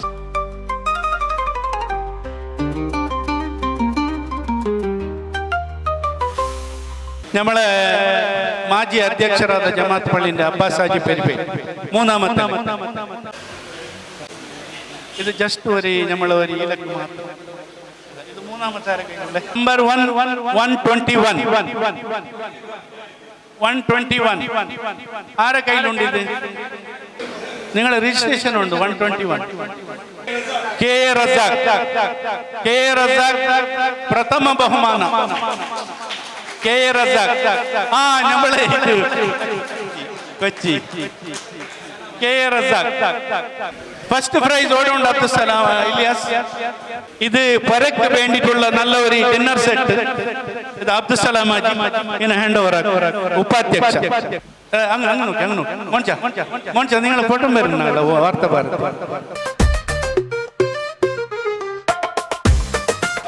121 ആയി. സെക്കൻഡ് ആയിട്ടുള്ള സെക്കൻഡ് ലിസ്റ്റ് അവിടെ ഉണ്ടോ? 58 അബൂബക്കർ 58 നമ്പർ. അബൂബക്കർ നായിപട്ന. Mobile number 9900900919 9900900919. അത് എന്നെ ಮೊಬೈಲ್ ನಂಬರ್ 9900900919. എന്റെ പൊതുവല്ലേ. നമ്മളെ ഡോക്ടർ സർഫറാസ് ഈ ഗിഫ്റ്റിന് നമുക്ക് ദ്വിതീയ ബഹുമാനം അവിടെ ഉണ്ടോ? അപ്പൊ ഇത് ഭയങ്കര വെയിറ്റ്. ഇത് പരക്കുള്ള സാമാനം. എടുത്തോളൂ. നിങ്ങൾ മാർബണ്ടയിൽ കൊണ്ടിട്ട് വെച്ചിരുന്നു പരക്കുണ്ട്. Thank you. ഈലി 3 സ്പോൺസറിനുള്ള രാവ 3 സ്പോൺസർ 2 പോയി. മൂന്നാമത്തെ ആരിലുള്ളേ 130 നമ്പർ 130. നല്ല പരക്കൊരു branded wall clock sponsored by CA Majeed Haji. Adam UK 9591345486. Mobile number 9591345486. Adam UK.